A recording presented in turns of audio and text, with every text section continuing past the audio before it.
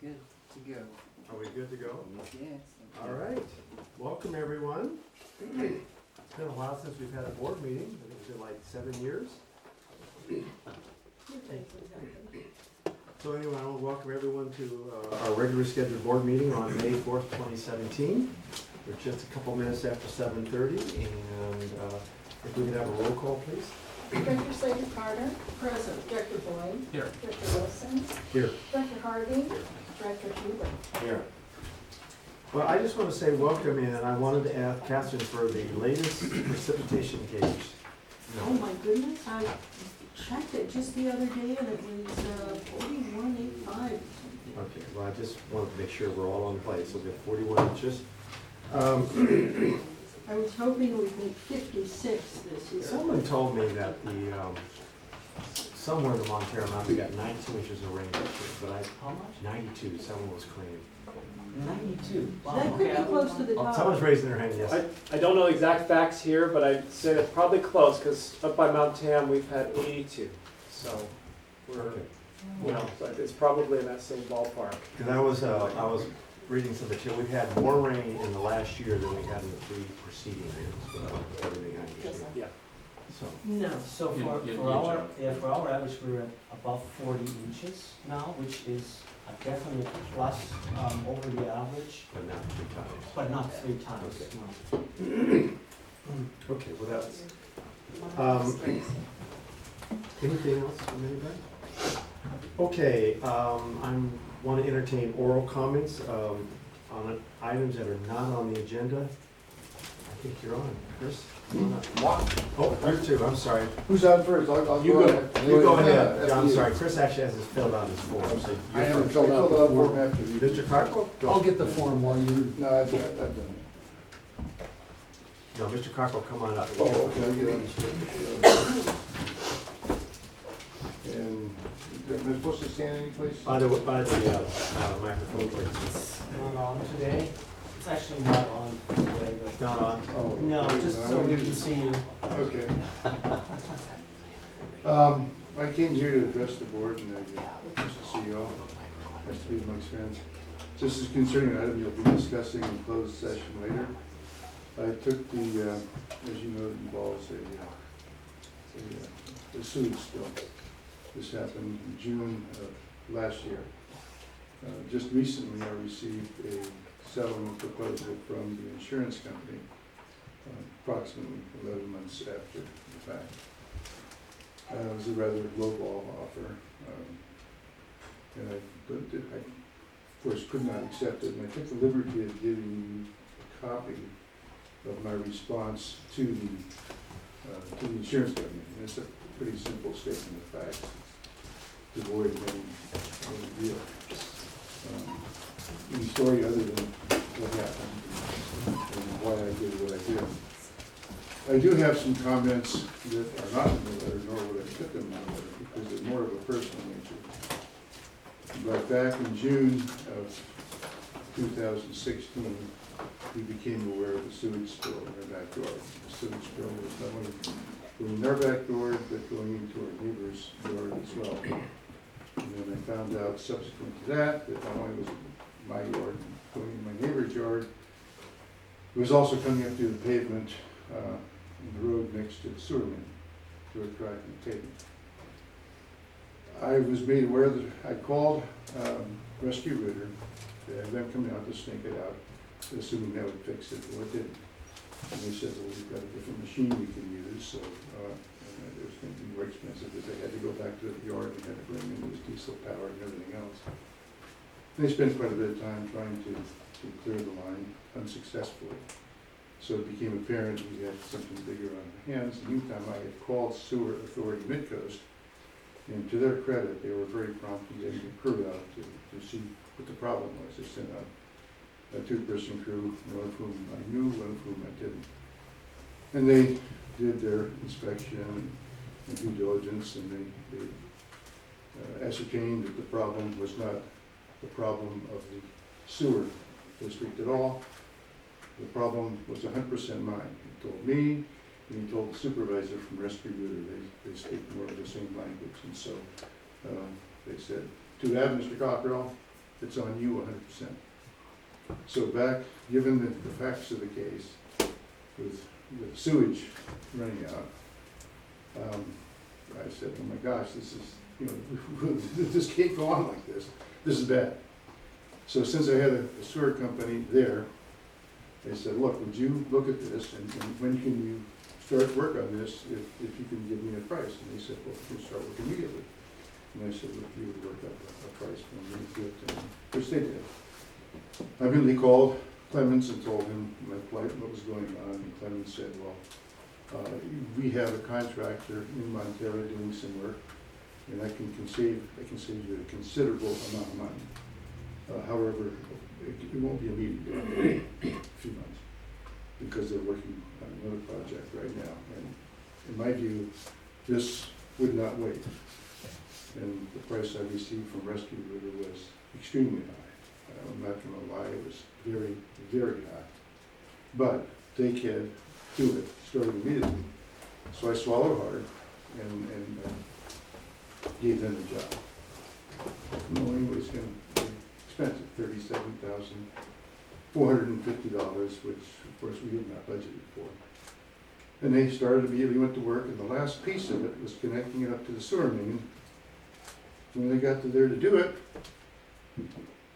it wasn't hooked up. Apparently, I found out later there had been some maintenance or some line replacement or something done, and they had not reconnected my lateral. So as a result, the sewage had no place to go and ended up backing up into my yard. Now my comments are this: back when I was made aware of the bad part, I didn't like what I found, but I accepted the responsibility. I was not happy, but I accepted 100% of the responsibility, and even though it was a very high price, we stepped up and we paid. Well, at the very end of the job, it turned out it wasn't my responsibility. It was, I had nothing to do with the problem.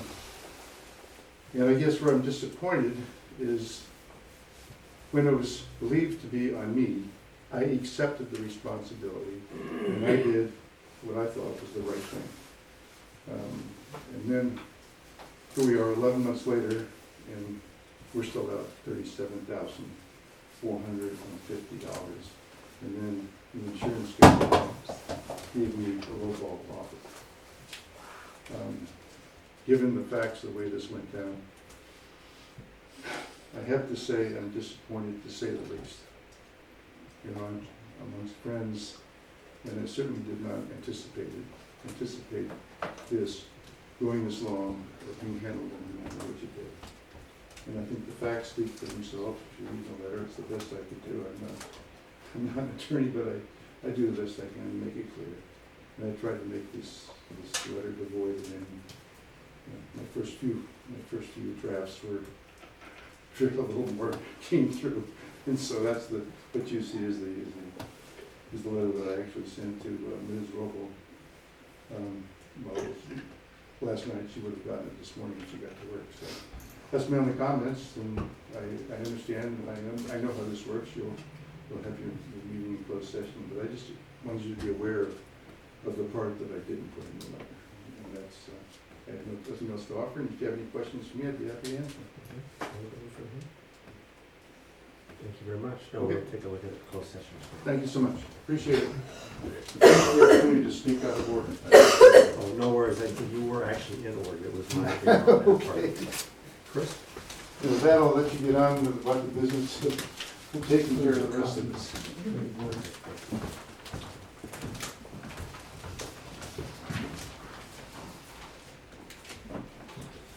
So, my name is Chris Tholog. I'm a former board member and resident of Montara. I'm commenting in response to an article that quoted Director Boyd and Clemens regarding how they were handling the Caltrans property negotiation. So I've written a letter, happy to answer any questions. This letter is in response to comments from Director Scott Boyd and General Manager Clemens Feldmeyer, reported in yesterday's Half Moon Bay Review regarding the district's interest in acquiring the double slide Caltrans alignment. In the article, it was reported that they believe that, quote, "conversations regarding the property can and should be private until an agreement is reached between Caltrans and the district," unquote. I couldn't disagree more.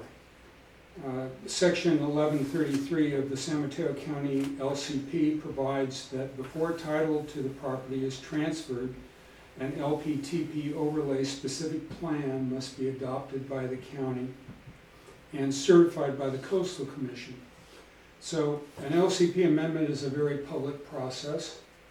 However, MWSD appears to be moving in the other direction to keep their discussions private in closed session. And in doing so, they preempt public participation. The secrecy is particularly ironic given that the political process that resulted in the property being available, Measure T, the Double Slide Tunnel Initiative, was the most public of processes, a citizens' initiative.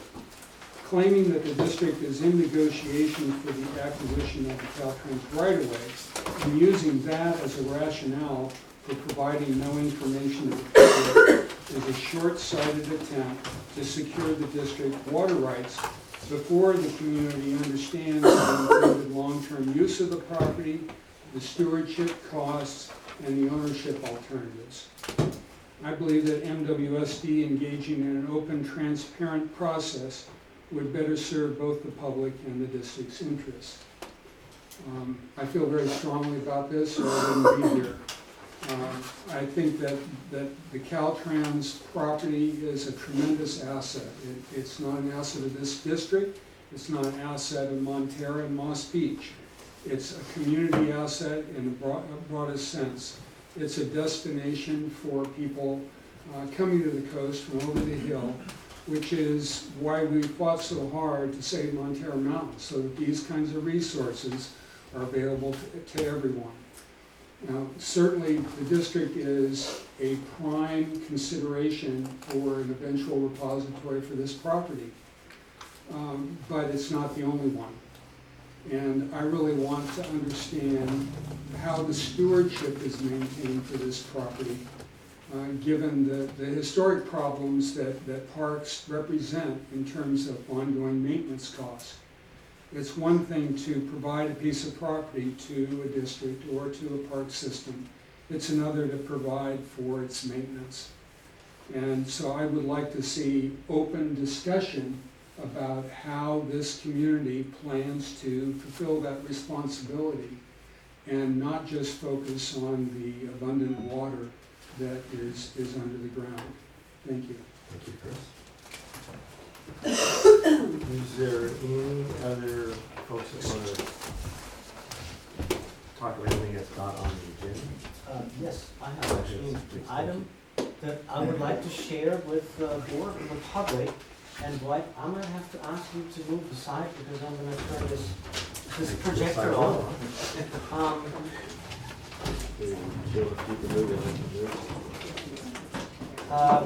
We've had a wonderful presentation last fall from J.Q. Erzwein about the history of the district in World War II. Should we turn off these lights just for a quick sec? And I was actually in contact with somebody who did some research about the, it's on my screen, why is it not? That's our next park acquisition, Chris. Wow, water rights? Water rights. Okay, so. Why is this not on my, it's on my screen, it's not there. You have an HDMI. Duplicate rather than expand. Preview? So in any case, I was in contact with somebody who There we did go. some research about the Point Reyes Naval Station. And she was able to give me some information about actually the Point Montara Naval Radio Station. So I wasn't aware that this building, so this is a picture from 1934. Wasn't aware that this building is actually as old. We have evidence that the station was completed already by 1920.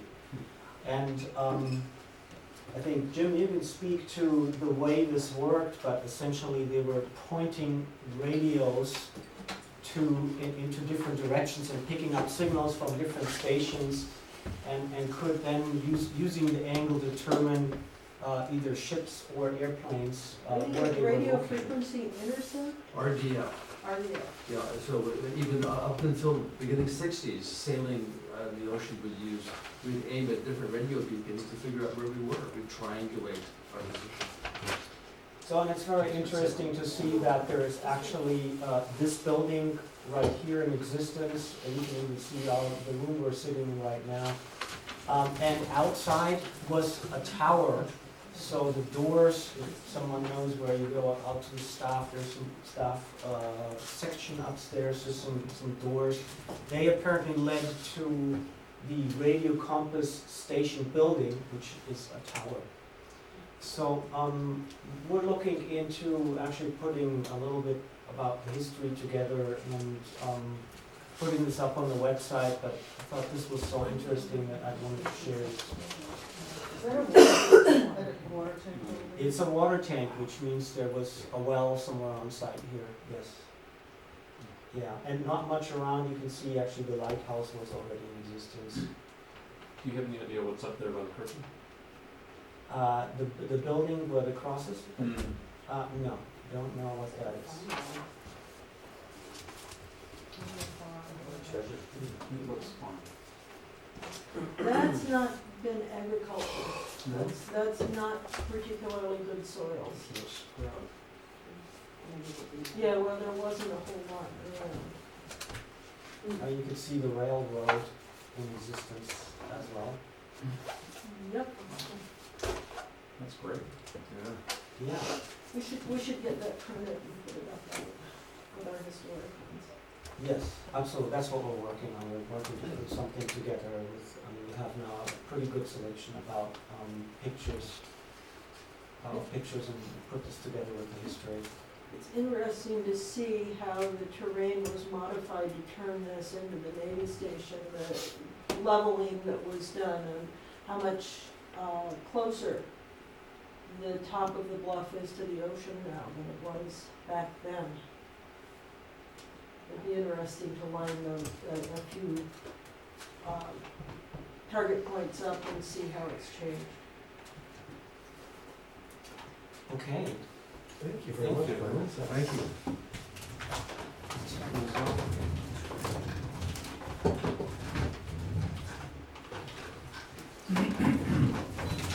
I think this is going to be a low-tech meeting from what I can tell.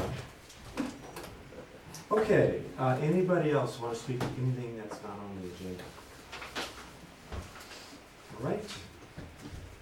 We're going to move on to the consent agenda. Let me just go through what is on the consent agenda. We have 10 items. One is approve the meeting minutes for December 15, 2016 and February 17, 2017. Approve the financial statements for February and March of 2017. Approve the warrants for April 1 and May 1, 2017. The SAM flow report for February and March 2017. Monthly review of the current investment portfolio. Connection permit applications received. The monthly water production report for February and March 2017. The rain report. The solar energy report. And the monthly public agency retirement service report for January and February 2017. So the question for the board is, are there any items here that you wish to pull from the agenda for the consent agenda this evening? I would prefer to look at consent agenda. Second. Okay. All in favor? Aye. So moved, so done. Thank you. Okay, so we're going to move on to new business. We have no old business. And the first new business item is review and possible action concerning Sewer Authority Midcoast fiscal year 2017-2018 budget. And Clemens, I'll turn it over to you for the introduction, and if you want to proceed on that. Yeah, thank you, Dwight. At the April 10 meeting, the SAM board approved two budgets. It was SAM general budget for the fiscal year 2017. That was split into two separate budgets. So there is a joint powers agency general budget and a contract collection services budget. We sometimes see this structure differently, so this time around we deal with two budgets, one for the collections, one general. And the proposed budgets need to be approved by resolutions by the member agencies by June 1 to ensure that the SAM board can comply with the requirements of the JPA, and that is in essence to have a budget in place by July 1. So the overall collections budget has decreased by $55,000. That is mainly due to lower equipment budget, and I think that was there was a truck purchase in the prior year that elevated that somewhat. So we're back to a fairly normal budget, reduced by $55,000. Also, I think it's worth to mention that the allocation of cost between the contracting member agencies is now based on the percentage of total lines cleaned and the percentage of lift stations maintained, rather than the percentage of total man hours as in prior years. So altogether, that means that the 2017-18 assessment for the Montara Water and Sanitary District for the collections contract services is around $285,000, or 11% less in the prior year. So much to the good news. We have now a general budget, and that general budget contains for the first time an infrastructure division budget. And that is based on a SAM-approved 5-year capital improvement program that's designed to address the maintenance shortfalls at SAM. I think I'm very excited to see actually finally a 5-year capital improvement program in place, and applaud the addition of an infrastructure division budget. The addition of the CIP into the budget now, unfortunately, of course, changes the whole money picture. And we have also now an intertie pipeline system repair of a section that failed in early April. And I think there is more than just that one section. We actually need to replace a little more due to some permitting issues. And that is why Sam is now asking for an increase, not a total amount, but an increase to the general budget of $4.5 million. So the overall amount that Sam plans to spend under the general budget is an increase of 111%, or a total of roughly $8.7 million. And that means Montara's assessments would more than double, would increase by 121% to 1.877, so pretty much $1.9 million, almost $2 million. We have Beverly Marshall here, the SAM manager, and she's available to present the budget tonight and answer any questions. So this is for us to, for this board, for information and discussion. We would bring the, present the budget resolutions at a later meeting. We plan on bringing those back at the May 18 meeting. I think the numbers, of course, require some discussion and potentially also discussion with the other member agencies. So, with that, maybe I'm gonna. Can I make a just statement for you? I think we're all on the board have understood that Sam has not done well in putting maintenance into the budget over how many years? And we've had this discussion about deferred maintenance. Every time since I've been on the board, it's been an ongoing discussion. So hopefully part of what you'll present tonight is the commitment for ongoing maintenance in such a way that we won't see a deferred maintenance situation again. So if you wouldn't mind speaking to that issue as well, that would be really helpful. If I could just pitch in on that just real quick. Around the time of the big financial downturn, 08, we saw everybody everywhere have their budgets, squeezed down really hard. And there was a lot of talk at the federal level about so much infrastructure spending that needed to be done. And what we saw at the federal level was for infrastructure funding for things above ground. And those of us in the below ground infrastructure business were going, hey, what about us? And that was a time where we saw a whole lot of funding just not available, either through just what was happening to the general economy or what we could do to get grants. All that stuff was dried up. At the same time, we went through a rough patch with Half Moon Bay. It's one of the things that's really different now, and I'm just going to put it out there. We have now a strong working relationship with among the 3 member agencies. If you look over the past year, you can see a lot of collaboration on infrastructure spending. So I don't want to put Beverly on the hot spot, so I'll take a little of that heat of saying, I think we've got just from the past year, we can look at this track record to say some of what led to the big standoffs on the spending, that dam seems to have busted up a little bit, and we're getting the money flowing. So I think we're all much more positive than we would have been in times past. Yeah, I'm trying to do this on the positive because, as you know, the state of California raised the audit and support the infrastructure for it. I mean, the whole country has been not particularly good at doing maintenance. And I guess what I'm looking for is sort of stability in the thinking, given the political climates that we live in. So that's, to your point, Scott, I appreciate that, but I'd be looking for the permanency so that we're not bouncing all over the place. So, you're up. Well, I thought, couldn't have a presentation, I didn't want to have everybody craning their necks, so unfortunately, I wasn't expecting such a full room, so. Yeah.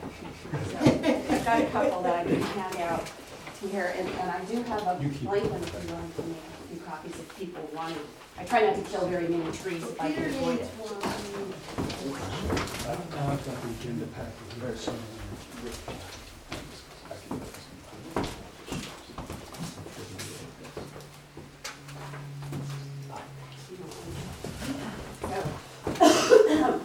Used to our meetings, not as many people show up. So I'm not going to go through every single one of these slides, but I did want to include them for information. I did a similar type of presentation at the City of Half Moon Bay a few weeks ago, and it was really sort of higher level discussion because obviously you have the actual budget to look at. So I didn't want to get into the line item nits and gnats, but really talking about sort of what's different this year. First of all, we started the process with a strategic plan process, which was adopted, and the infrastructure was a very important discussion in that. And one of the issues was, one, finishing the 5-year infrastructure plan. And then the next step in that is, to your point, to take that out 20 years. So we are working our way towards that, and I agree with you. It's very difficult for the member agencies to know how to plan if Sam's not doing the planning and providing that information. So I'm very pleased to say that in the past, it may have been difficult to get all the member agencies sort of on the same page with that infrastructure plan, but we do have one, at least for the 5 years, and I think that's a really good indication that we're going to be able to expand that out to a 20-year. The collaboration that was occurring during the strategic plan process, as well as the infrastructure discussion, I think speaks volumes that we're moving in that direction. So obviously, Clement stole some of my thunder, but yes, it is a very large increase, and as you're aware, we've had several incidents on the intertie pipeline system. We've had 4, well, actually technically 5 since October. One of them ended up being 2 separate incidents, but we were able to resolve it all at the same time. And I want to commend our relationship with SRT, that part of the reason we were able to come up with solutions to that, at least in the temporary form, was because Tim Monahan from SRT spent a great deal of time in the field with us as it was occurring to try and resolve it. But those were just temporary fixes, and so what this budget does do is address that long-term need to replace those sections. The condition of the line was already known because we had the Valimar section that was replaced, and we saw the condition of it. It's the same pipe material, it's the same age. It had about a 20-year life expectancy under the best of conditions, and it's been 34. So obviously, we're very far past the expectation. The proposal is to replace it with material that could give us approximately 60 years on this new material, rather than the 20 years on the type of material that's in there now. So that's a good thing. But yes, because we do not have the resources saved, we have no replacement fund, and that's one of the biggest challenges that we have. And SAM itself has no revenue. So it's very difficult for us to try to mitigate the impact on the member agencies. Had we a reserve fund specifically for replacement as opposed to just emergencies, that would help stabilize the rates. Unfortunately, we do not have that. So, I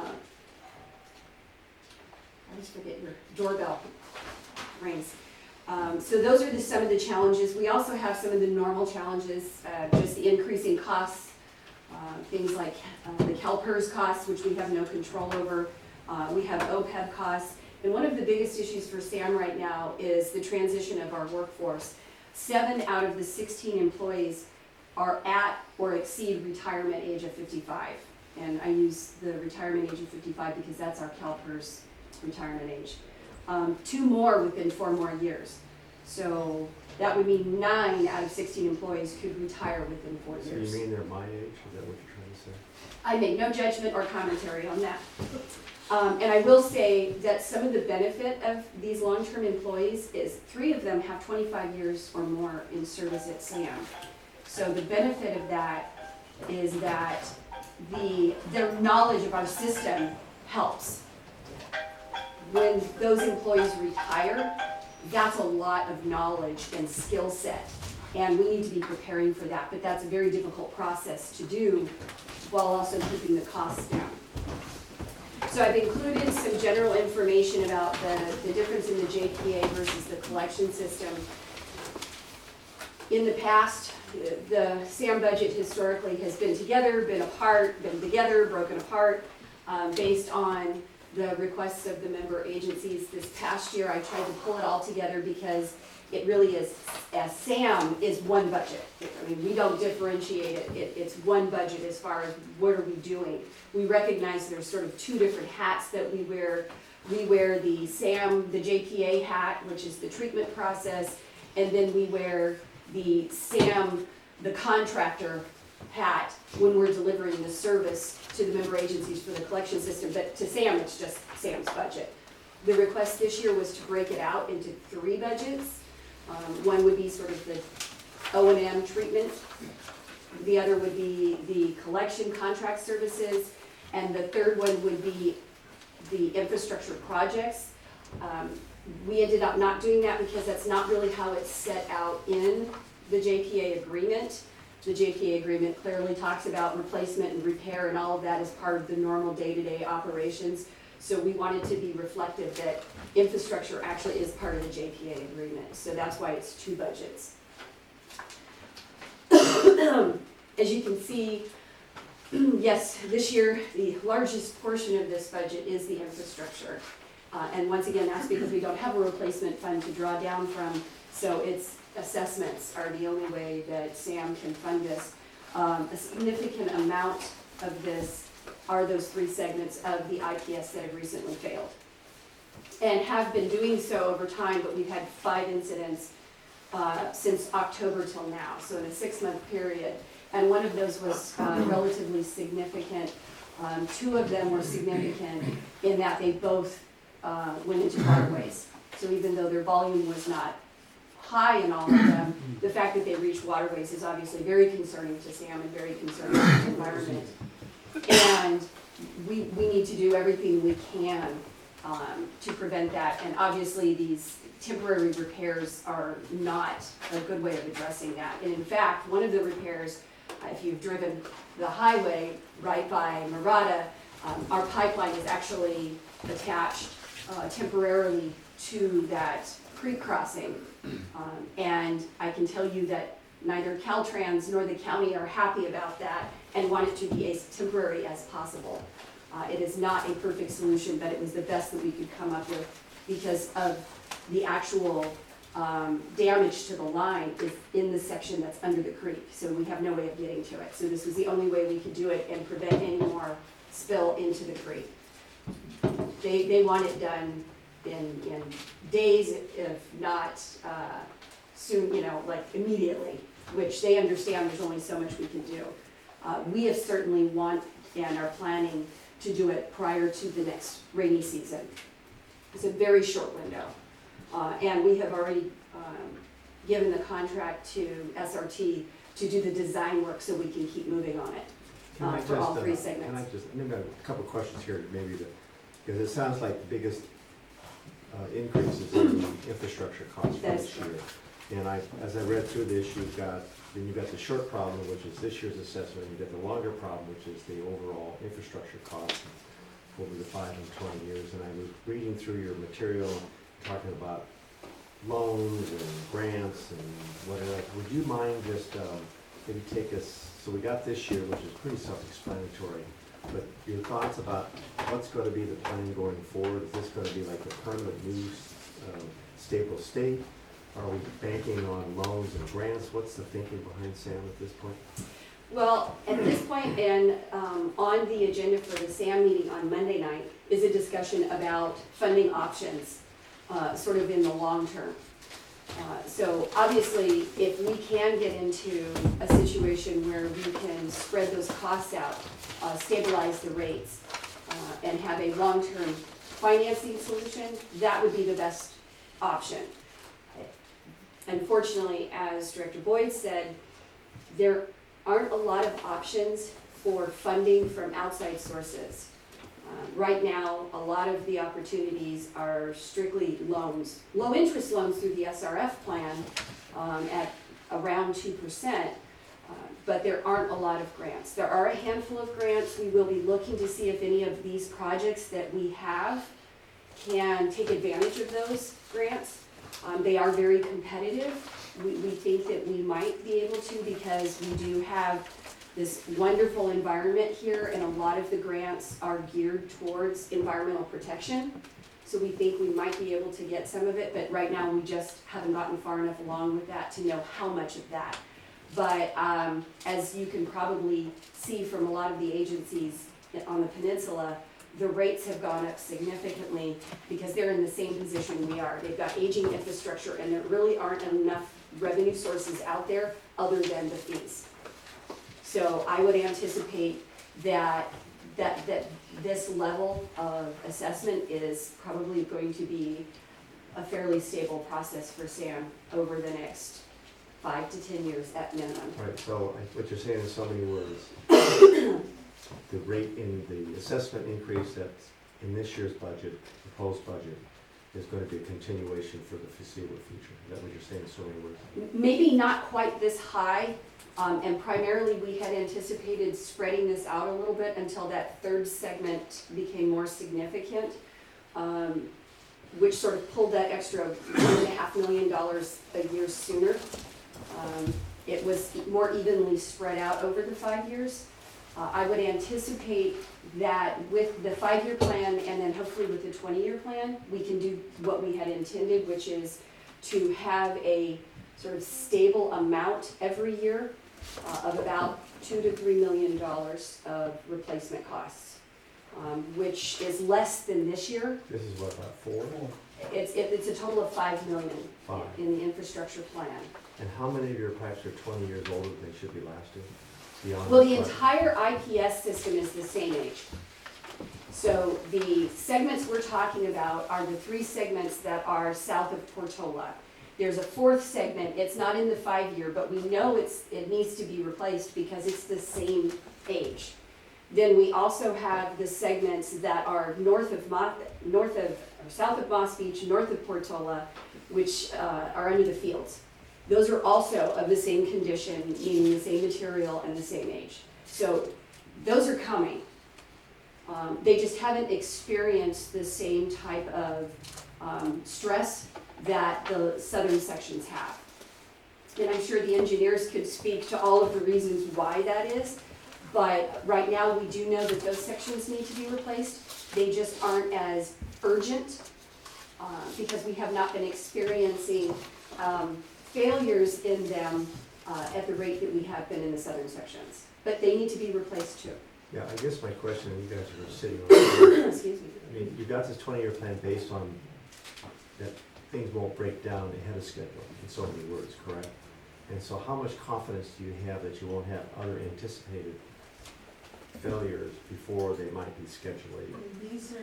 These deferred maintenance is never a good thing. And costs for construction and parts pretty generally always are going Yeah, up. you know. And when it had a 20 to 25-year lifespan and it's 34, 35 years old now, we aren't having any early breakdowns. We were lucky we got This far. as long as we did. I guess what I'm driving towards in your discussions when you have your meeting on Monday is I would rather see you come to us with a fully funded program versus you say it's gonna be this, and then you have another breakdown, you throw another $1.5 million in, and we're reacting to what I call surcharges based on unanticipated breakdown in an aging system. And I'm wondering if you all would be better off just biting the bullet a little bit and overfunding it for the next 3 or 4 years, even though we have to pay the bill versus having to pay for it out of unanticipated, like you had this. Why, I can tell you that that's certainly my philosophy. Unfortunately, we have 2 other agencies, one of whom has taken a philosophy that the JPA is not read the same way that the majority of people would read it. And so there have been some funding issues that have been allowed to persist for quite a few years. And so this is essentially, this is the result of that. Instead of working together and saying we're all part of this system, let's make this our mandate and keep it in top shape, other agencies have wanted to put more emphasis on above ground kinds of things, and because you don't see this stuff underground. What you've got in front of you for the capital improvement plan is 5-year collection of projects that have been prioritized by our engineer, working with staff and our consultants to figure out, okay, what needs to happen first, what needs to happen second, and third, and so forth. So when you look at the funding plan that's currently in that draft, and all these things start as draft, but we're way better off by having the CIP in the form that it's in than not having that. You'll see, each year there's some notion based on relative priority. I think, you get different behavior, and our engineers will speak to this, but you get different behavior along that line, even though it's all largely the same material and all the same age, depending on whether it's gravity or force main, whether it's, what the fall is on it, and whether you get things hydrogen sulfide sitting there for a long time eating away at it, or you get good cleaning, depending on the amount of scouring with all the grit. So we've seen different sections have different characteristics. What I'd like to make sure we're doing is looking all the way through that and seeing how good are the sections that we have, and then focusing on the bad ones. We know that with what we've learned over the past few weeks, we know the worst section. There was really no question about needing to go attend to more areas of that line in that range, but we met with resistance that kept the project from happening. So now we're gonna go get it done, and it is exactly right that it costs us more to be doing this way than be on pace every year do the next most important thing. But we've got some deferred maintenance that due to things that we attempted to but could not control. We're now playing catch up, but at least we're playing catch up instead of continuing the fight to try to bring the partner on board. Well, So Beverly, starting from the La Costanera, where there's a pump station there and the sewer plant, can you give me a sort of a thumbnail sketch about what is the condition all the way along? I mean, how critical is each section and how, when will they need to be replaced? Is there some sections, because it almost sounds like to me that you need to replace absolutely the whole intertie. That is correct. We do have to replace the entire intertie. The section up in Valamar that was recently done, in fact, it was just finishing as I got here. Yeah. That was really the first main section. We had done one other little piece, but primarily that's the only section that's been replaced in the 34 years of the line. So we have the Princeton section, we have the section from here down to Portola, we have from Portola down to the plant. Just one misconception, I want to correct that. IPS starts here at the pump station in Okay. Montara. So the line from the Canofa pump station to the Montara tank is Montara owned. Yep. Okay, And that is scheduled to be replaced actually this coming fiscal year, or That's right. a Yeah. portion of it, a short section actually of it is to be replaced this coming fiscal year. Which we're gonna see the impact in the draft budget that we have coming up. But it's about 11 miles that, I can't remember the length of the Valamar section that was replaced. That was 4,500 and 1,700 of the Granada. Yeah, so that's all that's been replaced out of all 11-ish miles that Sam owns. and the section that was replaced temporarily, that whole section from there all the way to the sewer plant is very suspect, right? Well, certainly the 3 segments that we're talking about for this year, it starts turning into gravity a little bit beyond that. By Rocket Farms? Yes, Okay. and so, not that that means that it doesn't need to be replaced, but it has different conditions to it, being gravity versus the force mains. My understanding, there was a lot of cavitation going on in the sections we're talking about, and we're also addressing some of the issues. They put in the relief valves and some other things to try and reduce that impact. But it doesn't fix what already happened, it just tries to reduce the stress on it. There's also a surge tank at Portola that we've got in here. That's another thing that's trying to reduce the stress that's on that force main sections. But it can't undo the damage that's already been done. And as we've had these incidents in the last 6 months, and we look at those sections, we can see the damage, and we can only anticipate that that damage continues along that whole section. Okay, so with one pipeline, how do you propose that you're gonna, because you gotta replace one section at a time, right? Mm-hmm. How do you keep service while that you're doing that?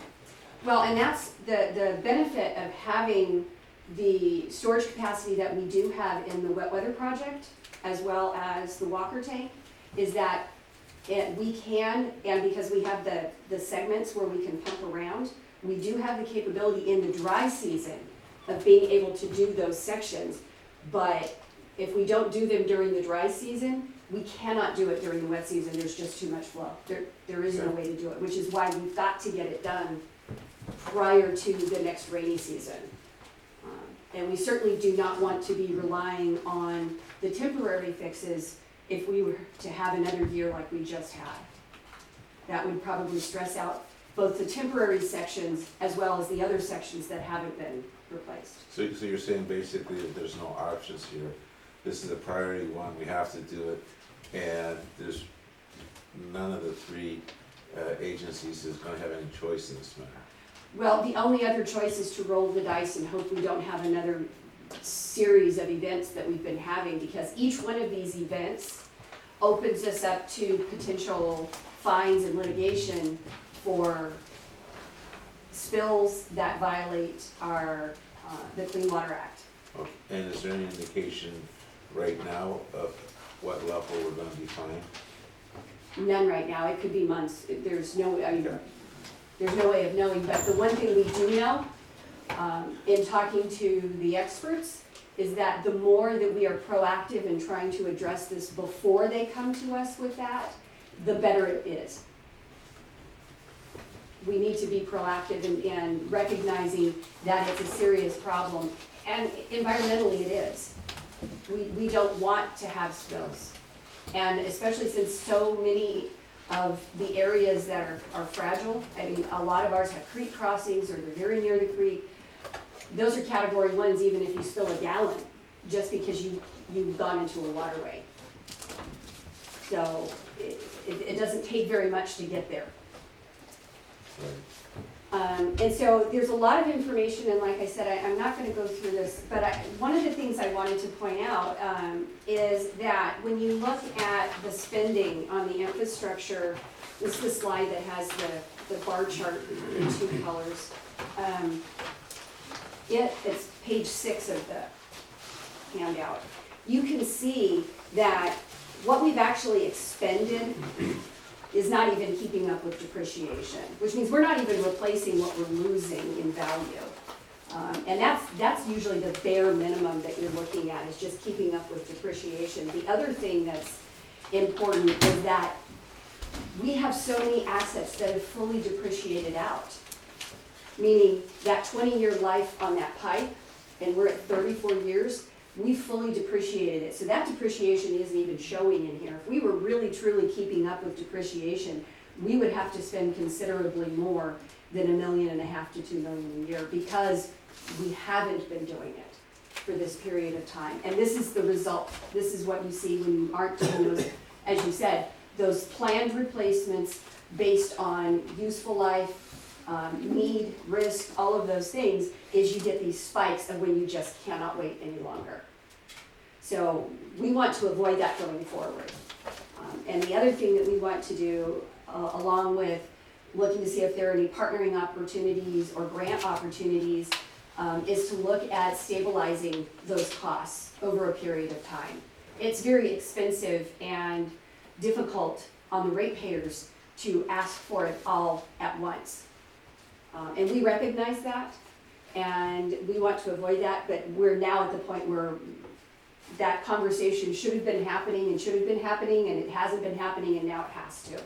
But going forward, 5, 10, 20 years, we want something that's more stable. We want to plan for these things. We don't like having to address them as everything being an emergency. It's not easy on you guys, and it certainly isn't easy on staff. The amount of man hours gone into these temporary repairs because of the spills is just ridiculous, when they can be avoided by doing good planning.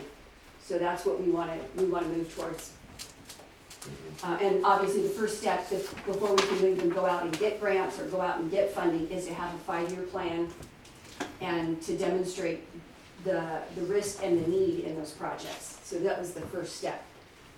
So that's where we are. The list, I included the list of proposed infrastructure projects on page 7. The priority 1 and priority 2 that you see here, those are based on the assessment that was done in the infrastructure plan. The only difference is the force mains were originally identified as priority 2, but that was prior to having the incidents that we just recently had. So those have moved up to priority 1 because of that.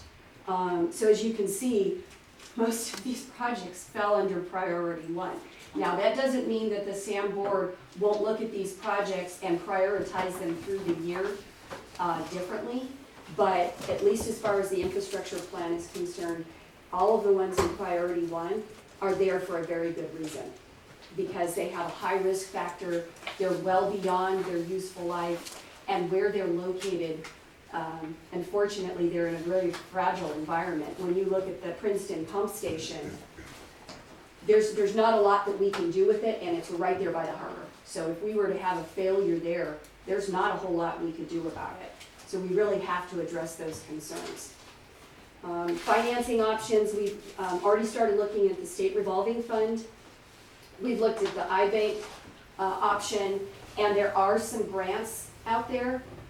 We have not submitted for anything yet because we're just now getting started on that piece of it. Like I said, there are several that are related to environmental factors, and we think that some of our projects, because of our location, we might qualify for, but it is very competitive because obviously there's never enough money to go around. So we don't know how likely it is that we would get grant funding. Obviously, if we can get it, we will use it, but at least at this point, we can't wait to find out. We have to fund the project and move forward because rainy season starts in October.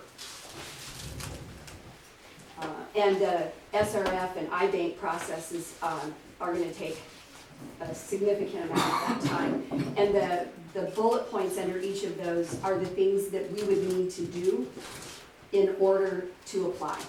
And I've already spoke to them about making sure that, because we're JPA, we don't have our own revenue source, the burden would fall primarily on the 3 member agencies to provide the financial, proof of financial viability and debt service, because SAM itself does not have revenue. Then real quickly about the contract collection services, this budget was built based on an assumption that all 3 member agencies are going to continue to partner and be involved in that. Obviously, if one of the member agencies decides not to use SAM, then that could have some implications, but at least for the moment, all 3 member agencies are looking at this budget and looking to contract with SAM. As Clemens mentioned, I looked at the past practice of using just sheer percentage of man hours, and it really wasn't indicative of the types of service which have a different cost. Cleaning lines is a 2-crew process, 2 men on each crew, and that has you have water costs, you have truck costs, you have all sorts of things associated, and then the lift stations, it's a 1 person in a small vehicle, and really aside from some tools and the fuel for the vehicle, there's not a lot of cost associated with it. So when you look at a mile of pipe versus a lift station, they're really 2 different types of costs. And if you were to go out and do a comparison on what you could get in the open market for those services, I wanted to make sure that you had that kind of information. The way it was sort of blended together, you weren't able to pull out what those comparison costs were. So by doing it this way, and as you can see, the sort of grayish color section of the pie is breaking up the lift stations. The pink is the line cleaning. And so the lion's share of the pipe cleaning fall on Half Moon Bay and Granada, and the most significant amount of the lift station maintenance is of course on Montara. So in doing it, it really gives you an idea of what types of services each agency is using. And what's interesting is it doesn't really vary hugely in the percentage breakup. For like Granada, it's a very small swing, slightly more, but it really makes a big difference between Half Moon Bay and Montara, because obviously Half Moon Bay has more lines of feet of pipe to clean, which is the more expensive of the 2. So it does have a shift. I believe that by using financing and setting aside a replacement fund for vehicles, the big trucks, that really helps stabilize, because as you see on page 13, we have a spike every time we have to replace a vehicle or replace a significant piece of equipment, because we don't have any way of spreading that cost. This current budget assumes contributing into a replacement fund to start stabilizing those rates, so that the participating agencies can really have a better idea of what those costs are, at least for this component of it. And as you can see, you guys are the lavender part of the bars, and the difference between fiscal year 13-14 and 17-18 is actually a reduction in cost over that period of time. We've been able to really get that budget down to something that I feel is indicative of the cost of providing the service to you and to your constituents. And once again, of course, that's based on the fact that all 3 agencies are partnering. If that changes, that will have an impact on that budget. So the total assessments for the year, I know it's a very significant increase. It's very necessary for what we need to do, what we should have been doing. If you want to see a comparison to how we look to other agencies from a budget perspective, that's on page 15. It just shows you, it's very hard to find small agencies that do both treatment and collections. A lot of the smaller agencies do one or the other, but I tried to find some that were at least similar size to show you how SAM compares. And then the last one is, I've heard a lot since I got here about SAM's too expensive, it's too expensive. And I wanted to see compared to what? I mean, you know, compared to what people would like to spend, well, yeah, everything's too expensive, so is a cup of coffee now. But what does it look like for the rest of the peninsula? And as you can see, for the rest of the peninsula, a lot of these agencies are starting to address their infrastructure, and you can see the average cost is $854 a year. And that's the average, and of course, Hillsboro's skewing that a little, but it's still, even if you take them out, it's about $800 a year. And the SAM cost, if you were to look at it, averaged out over the connections that are on the coast side, we actually only cost $302. That's what we're passing on. With this year's budget, it's kind of the goldenrod colored, it would jump up to $573, which even that is still well below the average. So this is just an indication, and in my past work with other agencies, this came up when we did Prop 218 notices, looking where everybody was going, and it was going the same way because there's just not any other mechanism for paying for it.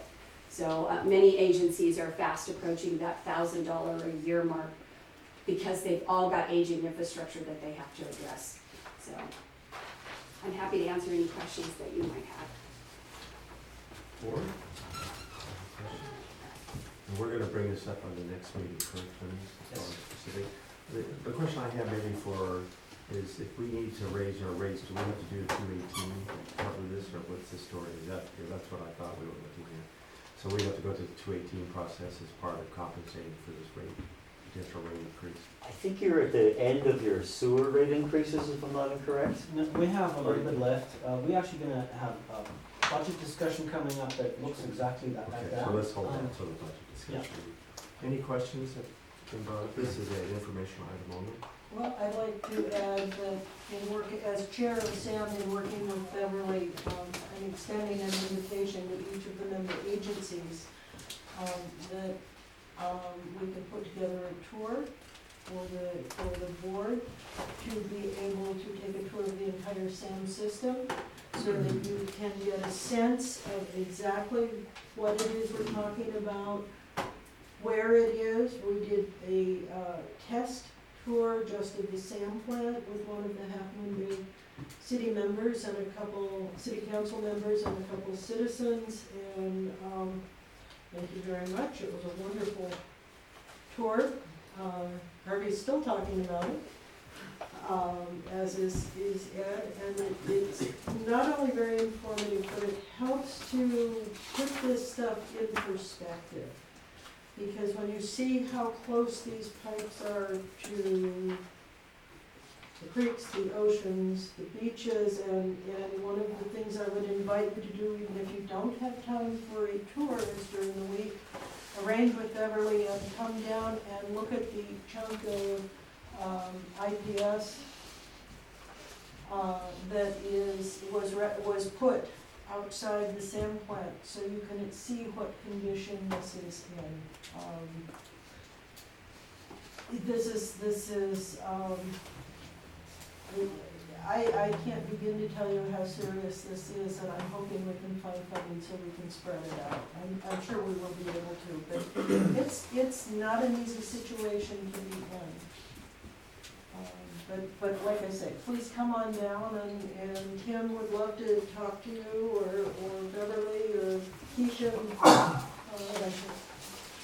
Keisha is the engineer, and you'll get a slightly different perspective from each of them, but it is fascinating to see what the complexity of the system we are a part of.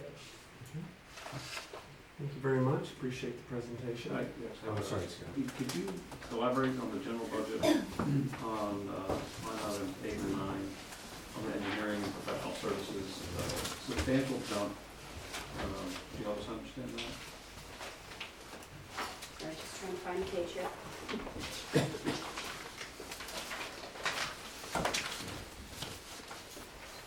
Oh, on the budget part. Several of those line items actually relate to the work that will be done under the infrastructure project. So for example, engineering services, those are specifically related to the projects in the infrastructure.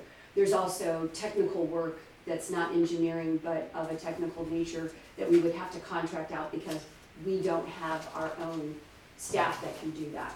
So these, are both of those numbers almost entirely the project-related items? A significant portion, yeah. There's some additional work that we have to do, but in general, the biggest chunk of that is related to the infrastructure. Okay, so when we look at the big delta over previous year, this is directly tied to the size of the project. That is correct. That is correct. Thank you. Thank you. Thank you. Thank you so much. All right, the second item we have is to review the draft fiscal year 2017-2018 water and sewer budgets. Back to you. Yeah, thank you. So as every year, we give a little budget outlook before we refer the budget to the finance committee and develop it further. And I think this year it's actually particularly important to look at this budget draft. First of all, there are some main factors that need to be inserted, recalculated, like for example the sewer flows, water sales. These are really the main numbers that haven't been updated, and so there are going to be some significant some changes, and it actually looks like to our advantage. So, and again, this year, I think it's particularly important to look at the sewer cash flows, which are fairly, standardized. We've had a very similar sewer budget in place for now, really almost decades, with fairly little changes. But due to the increased SAM assessment, also due to significant CIP that we've been planning for now for years, and literally have been pushing out a replacement project for a very long time. We now have the permits in place. We can't push it out any further, so there is a significant chunk of money that we have to spend this year for the replacement of the crossing, Highway 1 crossing, and also the upstream portion of the main trunk line going north from here. So that altogether results in an overall projected cash flow of negative $2.5 million. Now the $2.5 million we could buffer through our reserves, but that's a one-time event, and then we have to re-establish these reserves. So it's not like we can continue high SAM payments through reserves, of course, it's melting away. What that means is, we already touched on that, is we have to raise rates. We have, Peter, what do we have left? Around 4% or so in sewer rates? The sewer, yeah, about 3. About 3%. So, I mean, what is it gonna get us? $40,000 or so? Yeah, I mean, we can see that there's a significant impact of the sewer rates. On the water side, right now, it looks like we are in the red around $300,000. First of all, we're gonna update all those numbers. I think we're gonna get a little closer to a zero-based budget. And we also still have, of course, always the capability on the water side to adjust the CIP if need be. We also would really like to move forward with what we have in it right now, so we're gonna try to get this through as much as possible.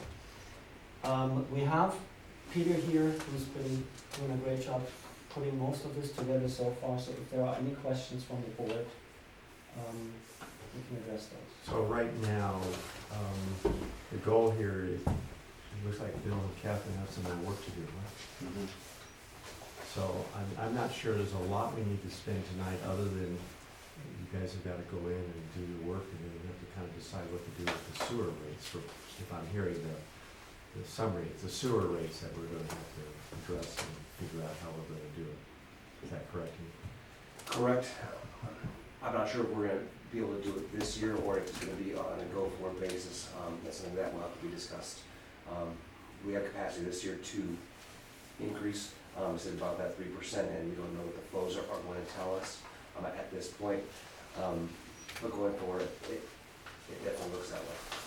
But if you're gonna, if the infrastructure cost is going up $1 million in the assessments plus or minus, and you're raising 40,000, that remains in the 218, that's a deficit of $1 million. So I guess my question is doesn't that mean almost an automatic 218 discussion? I mean, why would you defer it and go through your reserves in 1 year? I don't quite understand that. The problem is that we're out of time for a 218 discussion. We need, what, 60 days for Prop 218?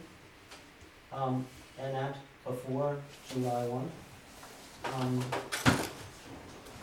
Well, no, I mean, if you do the 218 process, you may not get the whole year, but you would, I mean, I think the assumptions of the process would be is that if you're gonna put in, it'll generate revenue, maybe not 12 months, but it might generate 9 or 10 months. No, we're collecting the sewer service charges through the Sanitary County tax collector, and that needs to go on, essentially by July 1. Actually, they're asking before that. So we don't have the capability, like on the water side, to raise rates throughout the year.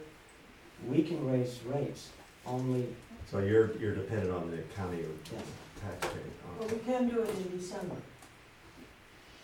Oh, no, January 1 is the December No, bill, no, yeah, he's saying yeah. that, he's No, saying. I got you, my mind Yeah, slipped. so the real question mark is that we can't do the 218 for this year for the sewer because of the tax rolls. Right. So we're gonna have to absorb that, but then we have to figure out going forward how we're gonna capture it in the following year, is what you're saying. Yes. Okay. So any impact here needs to be buffered through our reserves. Okay. All right. I don't, anyone have any question? I think this goes to the finance committee and report back, so. And so when do are we looking at having this come back to us the first meeting in June? Is that a reasonable goal?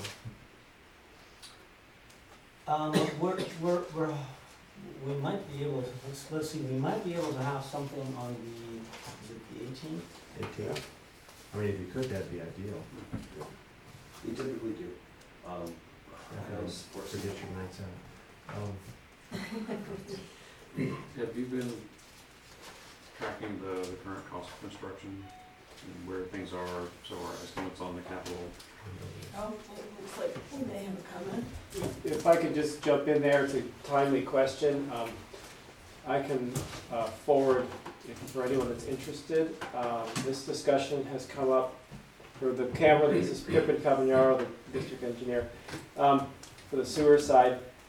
The cost of construction right now is in a very, it's the districts, small districts and small projects under $10 to $20 million are at a huge disadvantage right now because private industry has gobbled up the contractors. When the downturn happened a few years ago, a lot of contractors leaned up their crews. They've been slow to put them back, and there's been lack of training in the labor force. So the skilled labor and even moderately to standard labor, the union halls are empty. You can't get anyone, even if you could bid the jobs. So Corolla just issued a report, and I'd be happy to forward the link. They're concerned enough to do a statewide and a Northern California review that braces agencies and cities to look at a 20 to 25% increase in construction cost for the next year or two. So it's not good news for construction bids right now. Sometimes on a smaller little sewer and water project, you can get a local contractor and still do okay. But I have concerns on the CIP from Sam because that's falling in this mid-size where it takes a pretty skilled contractor. We could see those numbers higher than we're expecting based on what the Corolla report said. So it's, you know, timely report, I'd be happy to forward that to Clemens if you guys would like to look at that. That would be very valuable. Okay, I think unless there's any more definitives, we'll have, I guess we're looking at an updated budget for May 18th. Okay. I know you want to talk, but I think we're done. Who are you talking about? All right, guys, we need some good news here. We're just a little bit more. All right, our next agenda item is review and possible action concerning the district capital improvement program updates and 2017 connection fee study update. And Clemens, I'll send that back to you. Yeah, thank you. So, I'm gonna have a pretty lengthy staff report here, but I'm gonna try to keep this very short. We've had, our latest master plan update in 2011, received in 2011, and that also included the 2011 capital improvements program. That led to the 2011 connection charge report. So we actually have received instructions, staff received instructions to implement a new set of reports. So first, a master plan update, 2017 master plan update, and a 2017 connection charge report. And so we've had discussions about this before in January, February, and March. So I'd simply like to hand this over to Tanya to present actually the thoughts and the result that went into looking at the 2011 capital improvements program. And after that, I'd like to have Alex present essentially the thoughts and results of the draft connection charge report that we have sent out. With that, I'm gonna turn this unit on one more time.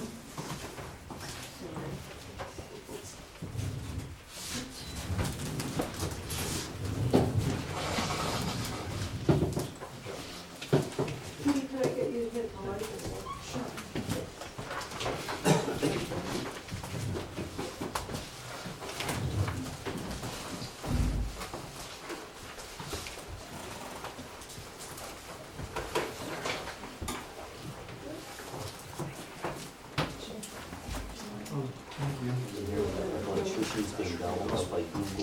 Sure.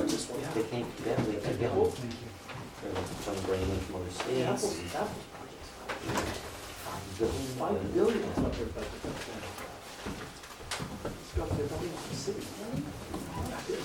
Yes, I think we're ready.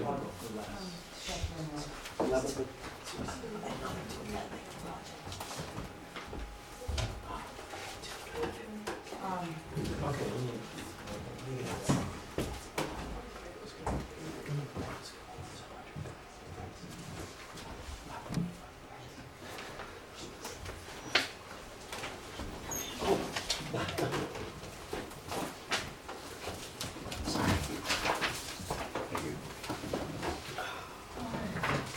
Thank you, Clemens. Mr. Chair, members of the board, as you recall, in March of this year, this board authorized staff to prepare a 2017 master plan update and the resulting new customer CIP. I just want to refresh your memory and discuss why we're doing the master plans. First and foremost is we're reviewing the status of the current supply and demands in the water system condition, then projecting the future demands on the system to the best of our abilities, and assessing the capacity of the sources and the system to meet the demand. And this document acts as a guiding document for future policy and management decisions until the next master plan update is happening. So for about 5 to 10 years, depending on the board's pleasure. The master plan is a living planning document that focuses on water supply, demand, distribution statistics and analysis, and usually updated 5 to 10 years, every 5 to 10 years. And the capital improvement program is what results out of the master plan. It identifies specific capital projects that need to be included and the budgetary costs for their improvements. This is, I think, Dwight had a desire for good news. This is really all good news. This is good news. The average demands, these are just numbers, but the bottom line is your total reliable supply is at 758,800 gallons per day, which is the highest it's been in the past 12 years. We're averaging these numbers starting from 2004 and then a rolling average, so just to show the district's ownership of the system.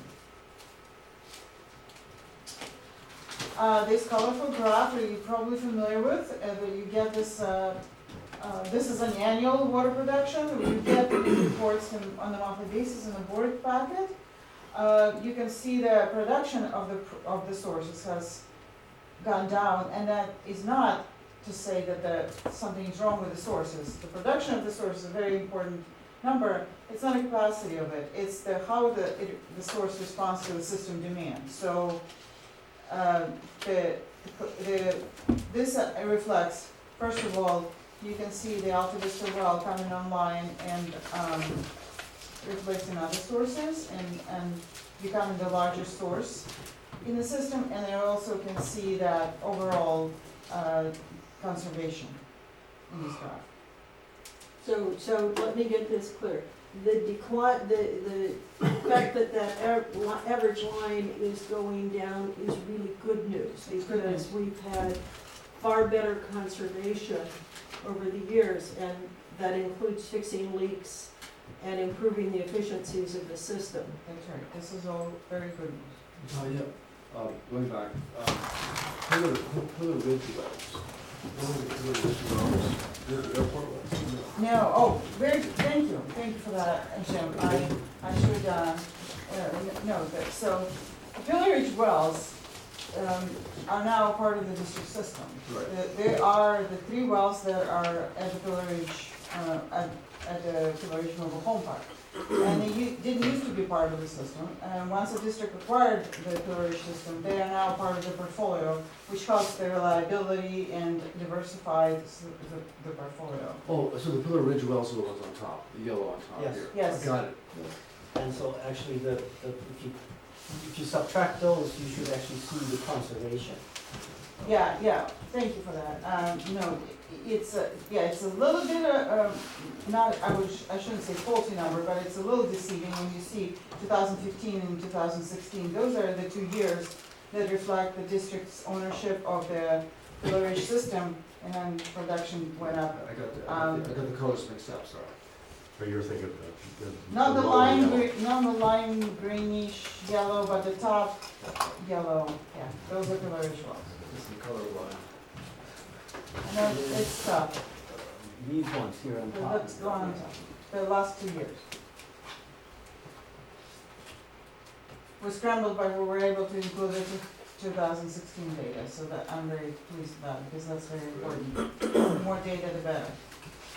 Alright, so the next graph shows basically the same as an annual production, but it also demonstrates the annual consumption. And the consumption numbers are what people consumed, what the district sold, and people paid for. And production is on top, the blue line. It's always higher than consumption, I would hope so. And the difference represents unaccounted for water, which includes treatment plant. When you run the treatment plant, backwash water includes some leaks and water used for other purposes that are not accounted for. I wish you had the 2002, 2003 numbers up there, because they were a huge And they were huge. difference. And remember, this is a rolling average, so if we were it's happening, this curves are now coming together closer and closer. The district started at 20 some percent of losses, and now we're at about 8. So significant infrastructure improvements have been happening to prevent leaks, which is reflected here. This is simply to show, these are hypothetical, based on the LCP 1% annual growth. So don't look at the years, it's just really, they're not that important. But what's important is the total reliable supply remains the same. The maximum projected demand is what's going up based on population growth, and you are not going to get deficit until 50 years from now or thereabouts. So the district is very well set in the supplies category. Now I would like to talk about how we do the distribution system analysis and why this is very important. So there are two pictures here. One is shows the hydraulic model and pipe color coded by diameter. That's just for demonstration. That's what the system looks like, the water system. On the right-hand side, I hope you can see, when we do the analysis, the pipes, some segments light up. And on the right-hand corner up there, you see the red, the green. Those are No, indication, you don't see, sorry. can you, like, make it bigger? Oh, it's not gonna happen, it's just. Well, this, Yeah. this is a, this is a reduced version of that map, and so it's a bit hard. But the point is, the model utilizes mathematical equations to simulate the water system behavior. And what we do is we apply different demands throughout the system, increasing demands, and then model demonstrates where the system is stressed, meaning the velocities in the pipe are too high, head losses are too high or too low, and that indicates the area needs improvement. That's just kind of the bottom of line of determining what the CIP needs to look like. As I said before, the master plan usually results in a CIP development, where we identify and prioritize projects for the board consideration to ensure safe, reliable water for years to come. And the CIP projects are usually scheduled according to the need and available budget. These are the things we use to identify deficiencies. The analysis, the system deficiency analysis, which I just attempted to demonstrate with those graphs. Infrastructure inspection and assessment happens all the time. We interview staff, operators, and of course we look at their redundancy as well. The CIP that we're about to discuss was developed based on the deficiencies we identified in the model and physical inspections, and it only relates to the new customer demand, and includes only improvements necessary to serve new customers. Why is that? It's a separate document versus rehabilitation of facilities, which is in the existing customer CIP that addresses the rehabilitation needs, and that's what the board sees and approves every year. We identified this time 8 distinct programs and projects that comprise the capital improvement program. The capital improvement program is implemented and financed by the water capacity charge, with the exception of the project number 8, which is Big Wave main extension, that is financed solely by Big Wave and not financed by any other customers. Just want to go over what are going to be seen in the CIP. New water mains and upgrades of the existing water mains to accommodate demands due to new customers. We were looking at installing about 12,800 linear feet of 8 to 10 inch diameter mains.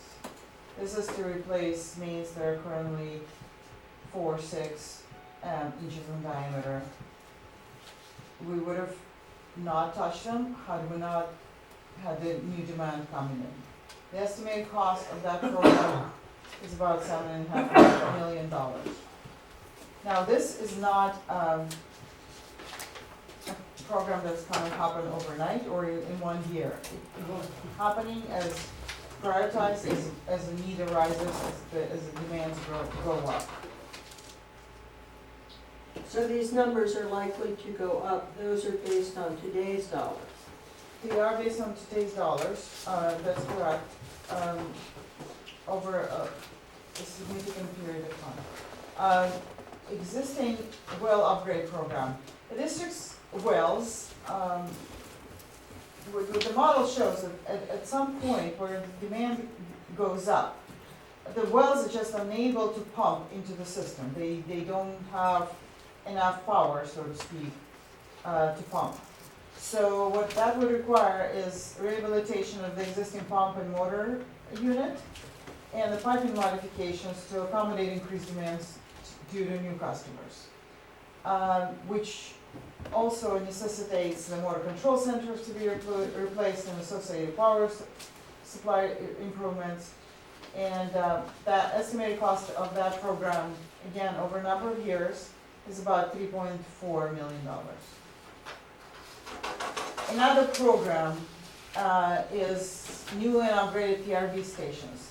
The pressure regulating valve stations are needed here because of the terrain of the district. That is why you have so many lift stations for sewer. This is our answer, the water systems issue with the PRV stations. We anticipate installing up to 5 new PRV stations, and the 13 existing out of 21 will have to be upsized. And a PRV is The pressure regulating station, or valve? or valve station.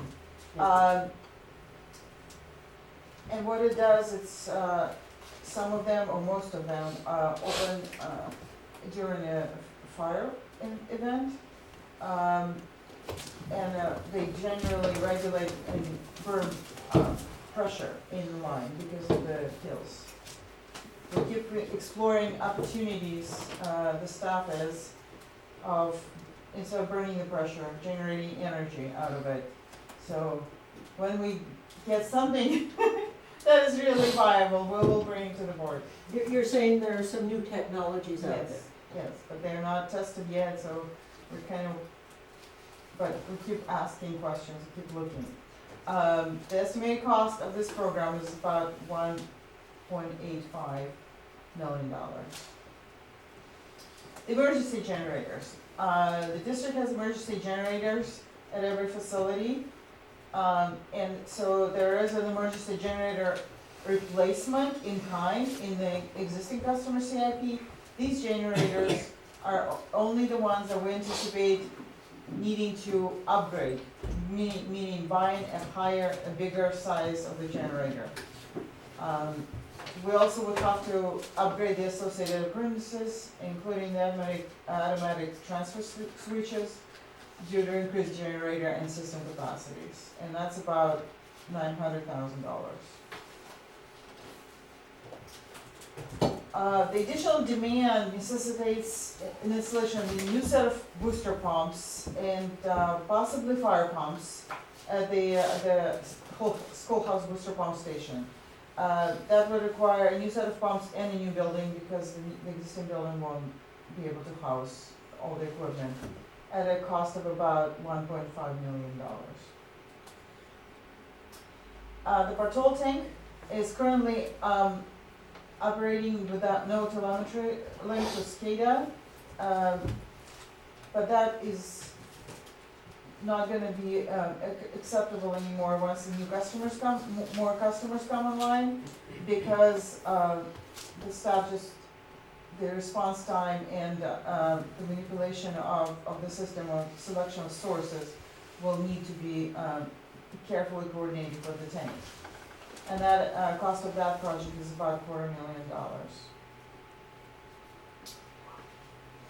Now, as we mentioned before, the district has about 20% water supply reliability and redundancy that is currently in the system, which allows it to start selling new connections, allowed it in 2011. That is, reliability will be used up by the new customers and will need to be replaced. And the estimated cost of that would be around $2 million. The Big Wave project, again, not paid by the district's customers, but is mentioned here because it's a project paid by others. So at about $2 million, the Big Wave project will install a new 12-inch diameter, 4,400-foot long water main extension in the airport street, to serve the Big Wave development. And then we have a summary. So these are the summary of estimated costs. These are total project costs. These are not construction costs, not just construction costs. So they include the administration, the planning and administrative costs, legal costs, engineering, and construction, and 25% contingency because it's a planning level estimate. And the additional costs are included at 40% as a customer in the industry.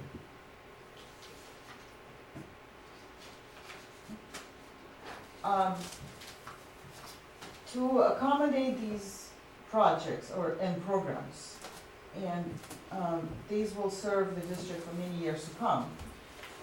We have looked at various scenarios, and this is now a little bridge towards talking about how to finance the cost of these projects to serve new connections.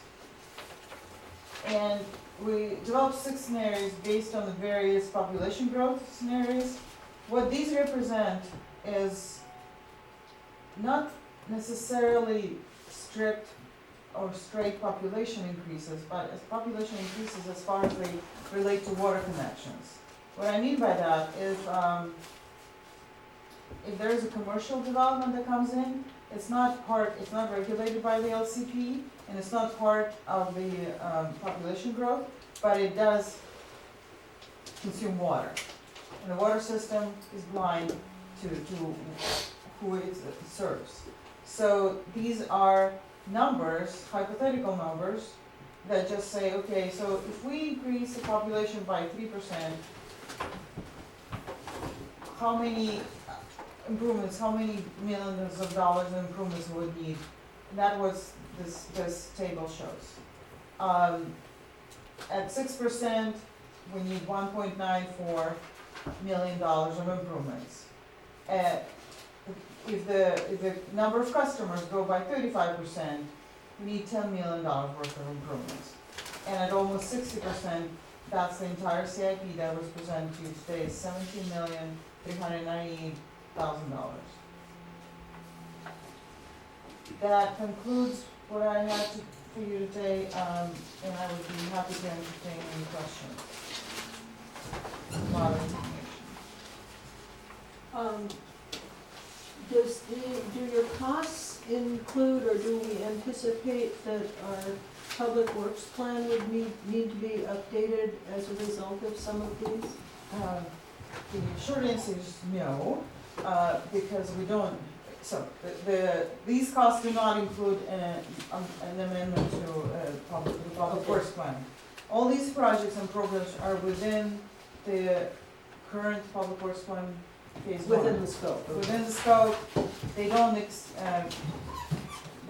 include any projects that will trigger any additional amendments or phase 2.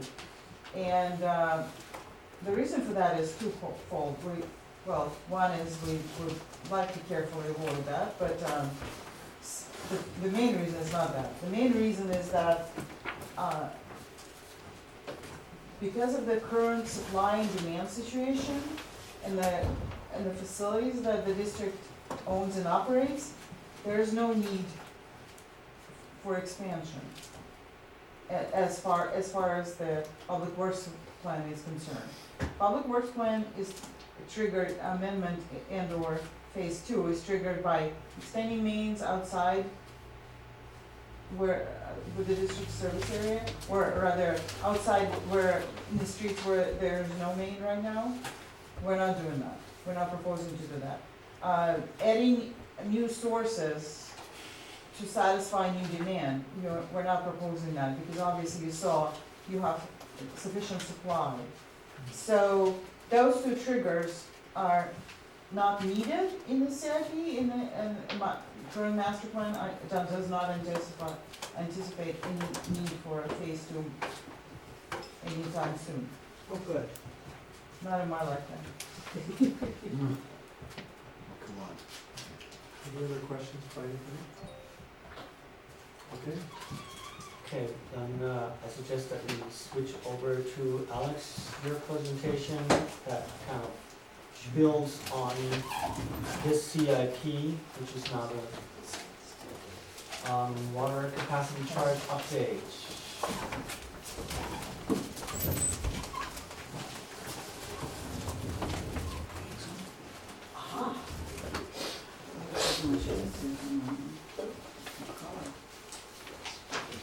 I'm just gonna, some of this is just background that we've covered before, and maybe we'll just go through it super quick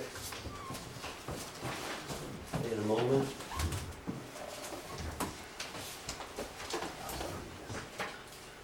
And what we have, to present today is just kind of like a first draft using the same approach that we use for the district's existing capacity charges. And when we talk about capacity charges, some people call them connection fees, development impact fees. It's the cost of the new customer buying in. I'll start here. Yeah, I'm going to skip over the first part. I think this presentation pretty quick, but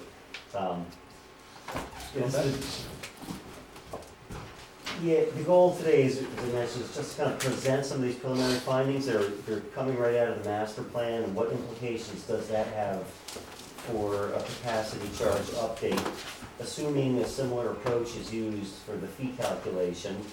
The next slide, everyone's familiar with capacity charges, the connection fees.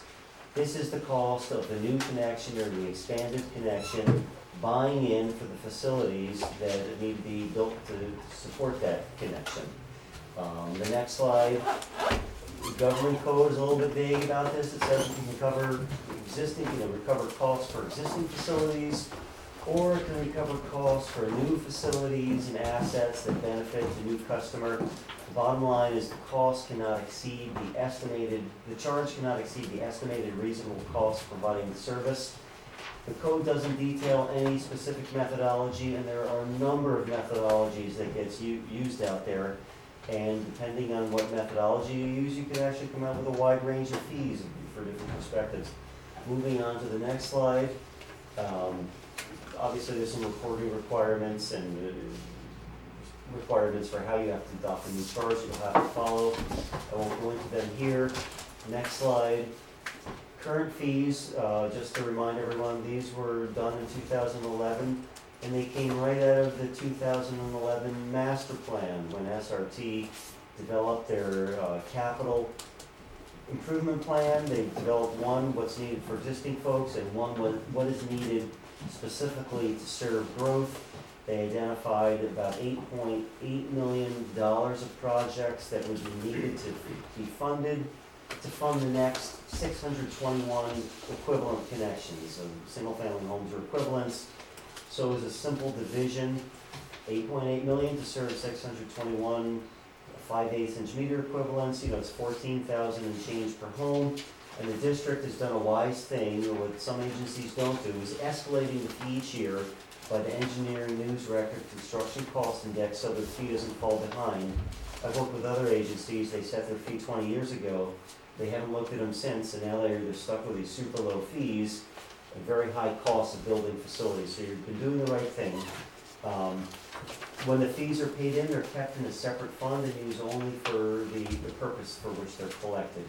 On the next slide, I won't belabor this much, but you adopted a multi-year fee payment program to help the financial burden, particularly of the folks who are on wells now, that they can convert over to the district water supply without having to pay the entire fee up front. This is not a new home that's being built, these are existing homes already out there. It's not like they're building a new home having to pay all these costs up front. So this fee program allows folks to spread the costs over up to 10 years.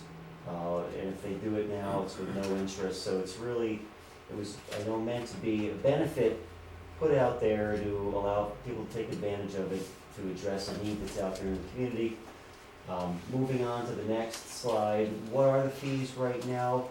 Well, for the basic water connection for the 5/8 by 3/4 inch meter for a single family home, the fee was originally $14,000. It's been escalated for inflation. Now it's at $15,729.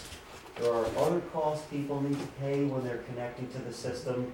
There's administration, engineering, and inspection fees.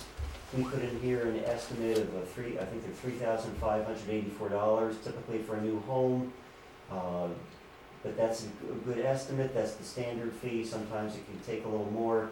Customers have to put down a deposit and the district works against it. There's also the cost of installing the meter box, and making the service line installation. Typical cost for a single family home is around $4,000. In some cases it could be $10,000. Some cases it could be less, but this is for a typical family home. The total charge is $23,000 and change typically. On top of that, there's also a private fire service connection. Now obviously homes that are currently served by wells don't have to pay this because they're not going to be retrofitting their homes with sprinklers, but all new construction or major remodels often are now required to put in fire sprinklers. So the district has a separate capacity charge for the infrastructure needed to meet the demand of that. The current charge is about $4,900. On the far right is the combined fee. What if someone was a new home having to do the connection and the fire? The total charge could be in the $29,000 range, and it could be higher in some cases or a little lower in some cases. So that's kind of the background. Now for the new fee update, on the next slides, there we go. So the master plan hasn't been updated since 2011, nor have the fees been recalculated since 2011, but obviously a lot has changed in those intervening years. Districts completed a lot of projects. You have a lot more reliable system now. You have identified new sources of supply which allow growth to move forward. District's customers have continued to conserve water, even though you were, for a number of years, you've been a low-use agency. People cut back even more, which is great. You've acquired Pillar Ridge, which is not only giving new customers, but also some new infrastructure that's helped improve the supply reliability of your system. There's also been some, policy developments that have happened with the local coastal program.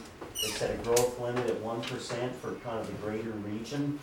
And your public works plan has been approved by the Coastal Commission a couple of years back. So a lot of changes have happened.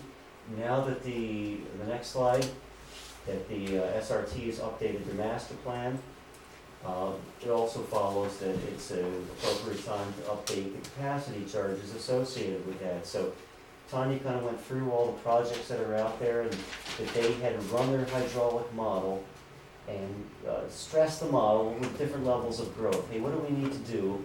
And we'll go to the next slide here and just summarize the findings. What do we have to do if we add 50 connections with a 3% overall growth of water service demand? What if it was 100 new connections, 200, 600? And what are the dollar costs of the facilities that are associated with serving that next increment of growth? And obviously, if you look at the next slide, I just put it in graphic form. To serve 100 customers is obviously gonna cost a lot less than the infrastructure improvements you need to serve 1,000 customers. So obviously, it keeps costing more and more as the growth keeps continuing. But going on to the next slide, what does that mean in terms of the capacity charge update? Well, we used, for this draft here, the same approach that's been used in the past. It's an incremental cost approach. It's looking toward the future. What are the future costs the district needs to fund to serve growth? And divide that by the amount of growth it's gonna serve to come up with a per unit cost. The goal of this, people often say, growth pays its own way. It's gonna cost us $2 million to serve the next X number of connections. Well, we'll divide that $2 million by those connections and they'll pay their own way. And these are facilities that are specifically not needed by existing customers. Some of the benefits of this approach are it gets away from the whole, hey, what did the GO bonds pay for, not pay for? The GO bonds funded kind of a dilapidated water system, I'll just use to make up that term. And it also funded some improvements to bring the system up to snuff, so for basic service, but it didn't fund everything. And the existing customers have in fact funded quite a number of improvements over the time to improve the reliability and safe operations of the system. When you look at an incremental cost approach, it doesn't look backwards at trying to buy in for a proportionate share of previous projects. It's forward-looking. What do we need to do to serve the next increment of growth? It doesn't have any cost recovery for GO bonds, any cost recovery for capital improvements and assets funded by prior ratepayers, even though some of those assets arguably are benefiting future growth. And it treats all new connections equally.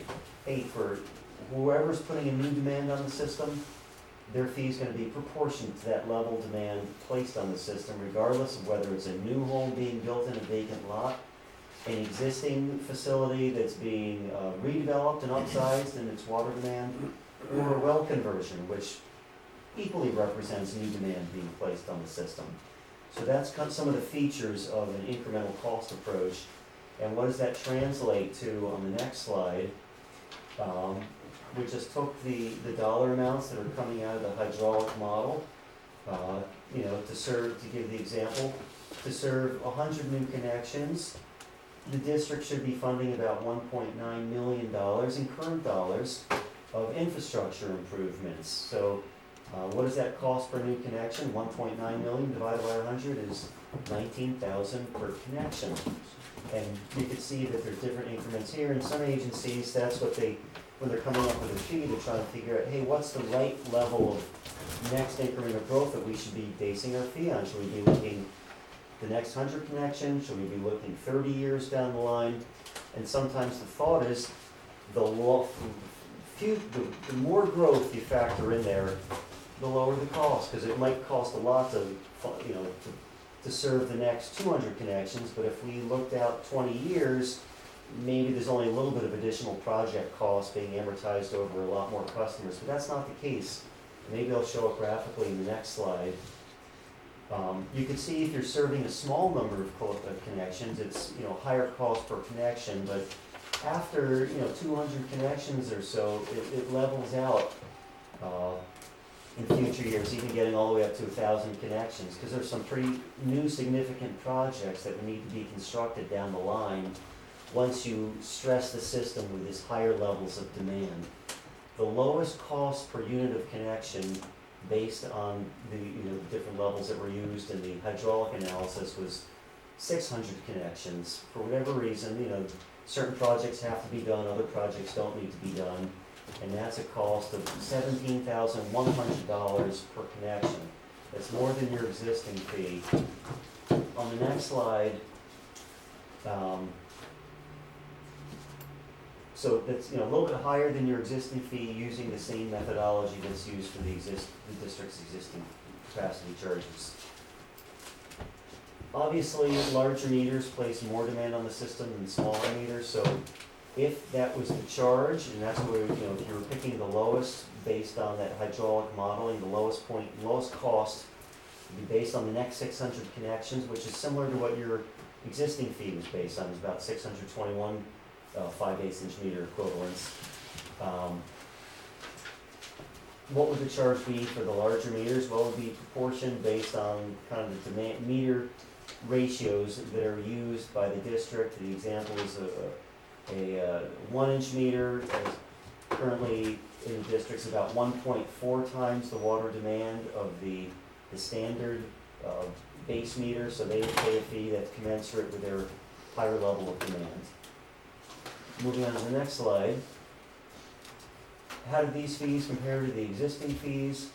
Well, they're higher, obviously, because $17,000 is higher than $15,700, the current fee. Using this approach, the fee would increase by about $1,300 and change. It's a fee increase of about 8.7%. Moving on to the next slide. So that's, this is a very straightforward approach for connection fees. It's one of the widely used approaches out there. It's what's it cost to serve the next unit of growth divided by the corresponding level of demand that's driving the need for those facilities. This is blind as to what's the source of that demand. Everyone has to pay in for their unit of demand, whether it's new development, redevelopment, conversion, etc.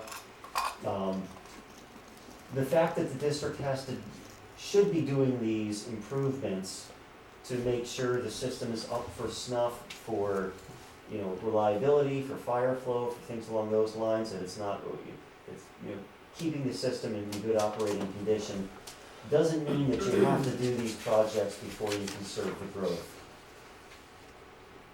You could put the system under a little bit of stress and add new connections without doing the projects, but it's not negating the need to do these improvements. Eventually, you're gonna have to do these improvements. You should be doing these improvements to serve these things, so it's not a case where, it's what comes first, the chicken or the egg. In this case, there's no right answer. Unlike, for example, there are some times when someone has a wastewater treatment plant that's just maxed out of capacity and they're under a moratorium until they can add that new capacity, such as you were with water supply. This is a case of you can add new connections tomorrow and put the system under more stress, but you're eventually going to have to fund those improvements. The observation, obviously, these current and updated charges are not low charges, as has been brought up by many folks, and I've worked with many agencies, and they're on the high side. But what we're seeing is they're not out of line with what a lot of other smaller and big agencies are now charging for their water connection fees, which is on the next slide. So, no, you're not, I work with so many agencies and they raise their fees and the claim is, hey, our charge is the highest in the state. Now we have the highest rate in the state. Now we have the highest fee in the state. And often they're off by many magnitudes. But, so here's some regional fees. This isn't an exhaustive survey, but it's showing, some other agencies on the peninsula, some other agencies over on the East Bay. There are some of the major water providers. This is showing, the green bars are showing your current fee for, the base standard single-family home meter connection. And then a little further to the right, if you add in the additional capacity charge for the private fire service. And you can see, some agencies have fees that are $1,000 or $2,000. They just haven't looked at them in 20 years. Other agencies are charging in the 5,000 range. 10,000 range is not that uncommon. Mid-Peninsula Water District updated their fees last year, so now their fees are in 9,000 range. Some agencies have had high fees on the books for a while, like Hillsboro's had a fee over 10,000 for many a year. Your neighbor Coastside County Water District's got a fee of 16,000 right now. But interestingly, even some of these agencies are some of the biggest agencies out there, like East Bay Municipal Utility District. They serve hundreds of thousands of customers.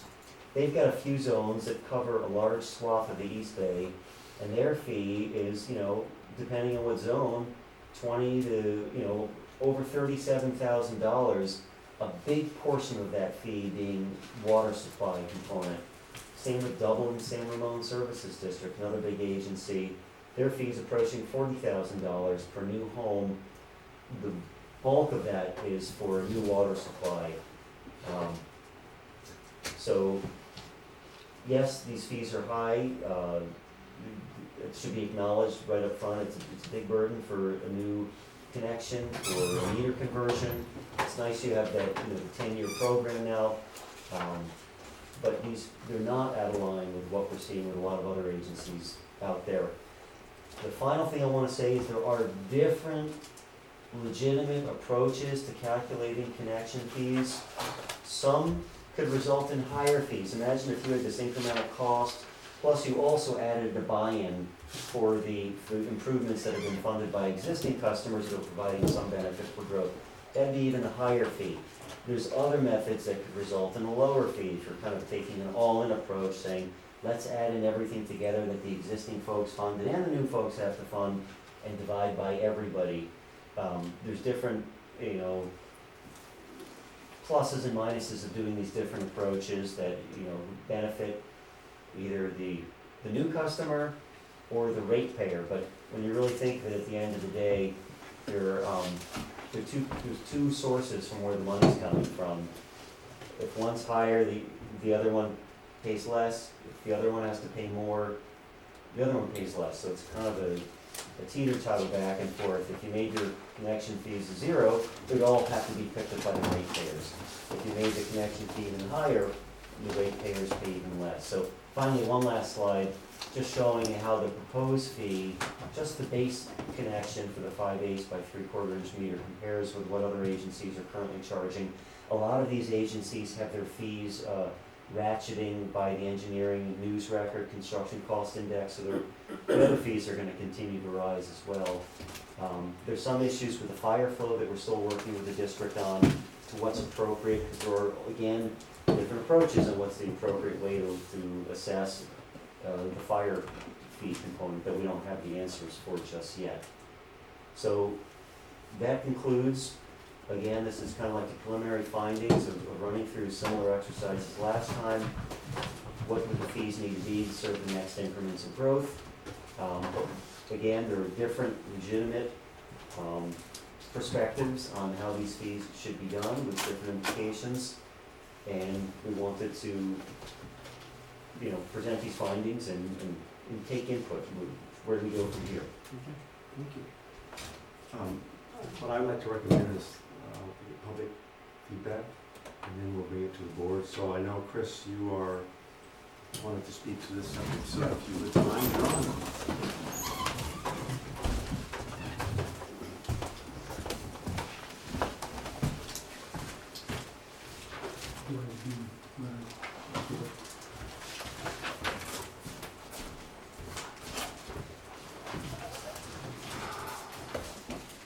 So, what do you want to do with it? Turn it on. Thank you. So, I got pulled back into this as a part of the discussion we were having with the community about wells and well conversions. And my expectation at that point in time was that we were going to have a public workshop to discuss these issues, because some of them are mechanical, some of them are related to the models, some of them are related to what's standard and customary, but some are policy issues that are really more subjective than that, but in a way that I think is assisted by a better understanding of these fundamentals. A lot of the folks that were over at the trailer park, when we had 75 people show up, were just basically venting anger, and I didn't find that particularly constructive. It was a little illuminating in terms of the sentiment that's out there, but what I'm interested in is understanding as well as I can how these numbers are arrived at and querying some of the assumptions. So I put together a list of questions that I don't expect to have answered tonight. In fact, I don't want them answered tonight. what I would like is the ability to have a dialogue with the district engineer and with Bartle Wells, who are long-term resources to the district. They understand the history, and they understand the domain. So let me just run through this list. And so if you have questions about questions, I can respond. So my first query was that Bartle Wells is using an incremental cost approach for calculating the updated water capacity charges, and it's the one that the district's used historically. I'd like to know a little more about what the other methodologies are and why this one is advisable at this point in time, or if there are others that might lend themselves to being part of a solution to some of the issues that we're facing, particularly around well conversions, I'm thinking. Second point, table 1 of the 2011 water capacity charge projected 270 connections, 2010-11 through 2015-16. So a difference with the current draft, that was one projection of connections over time. You've moved to looking at a number of scenarios that are on a percentage basis, probably going from less than we would really expect to way more than we would probably expect. And from the discussion, it was very helpful. I understand a little more about that approach, but it does raise some other issues. And particularly for me, I'd like to know what happened with that new customer and capital improvement program. We had $8.8 million of projects identified that were 100% for new customers. Were any of those completed? And how many new customers did we have over that period? And what methodology are we really going to look at going forward to estimate, given that we don't have a crystal ball? I'm particularly sensitive to this because I was on this board when we did the sewer plant expansion, and the sewer plant was expanded to serve full capacity, full build-out, at a time when there was a lot of animosity between people that were representing themselves as pro-growth and ones that were in the camp of no growth. And the result was we spent way too much money on capacity that is rusting in the ground and will never be used, right? So I heard the statement that we can start making connections in advance of doing some of this work, but eventually you have to pay the piper. But I'd like to understand better, historically, what projects were undertaken and what were the expenditures. I'd like to understand, do we have a methodology and data sources that we're identifying as helpful in looking at our crystal ball? You know, what is going to happen going forward? Bullet 4, I've said before, this is a different approach in terms of looking at a range of scenarios. There is for each a dollar figure associated with the level of capital investment required to support that level of expansion. But I don't see any connection between those stated dollars and the new customer CIP. So there are 8 projects listed there. One is funded out of the developer side, the New Wave project, but all the others have a mix of being new customer and existing customer, and the percentages that they represent is somewhere in the 20% to 100%. So I'd like to understand better how that allocation between existing and new is made, and also to just understand for each project in each scenario, what are you thinking in terms of how the new customers are calculated? The total project cost distribution, which is table 2 of the new customer water system capital improvement program, shows a $1.6 million cost allocation new connections for a main replacement project totaling $7.5 million. My questions are, how does that 1.6 million allocation, how does that relate to those 6 scenarios?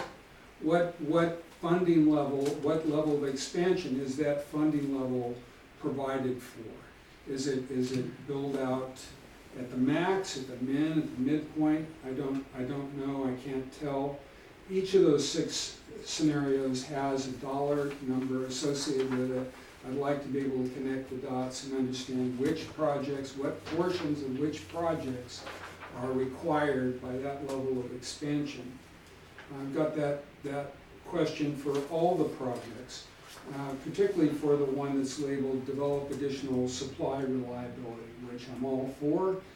I'm all for mom and apple pie too, but I'd like to know what that means. And again, how do you relate the increased reliability for current users versus that for new users?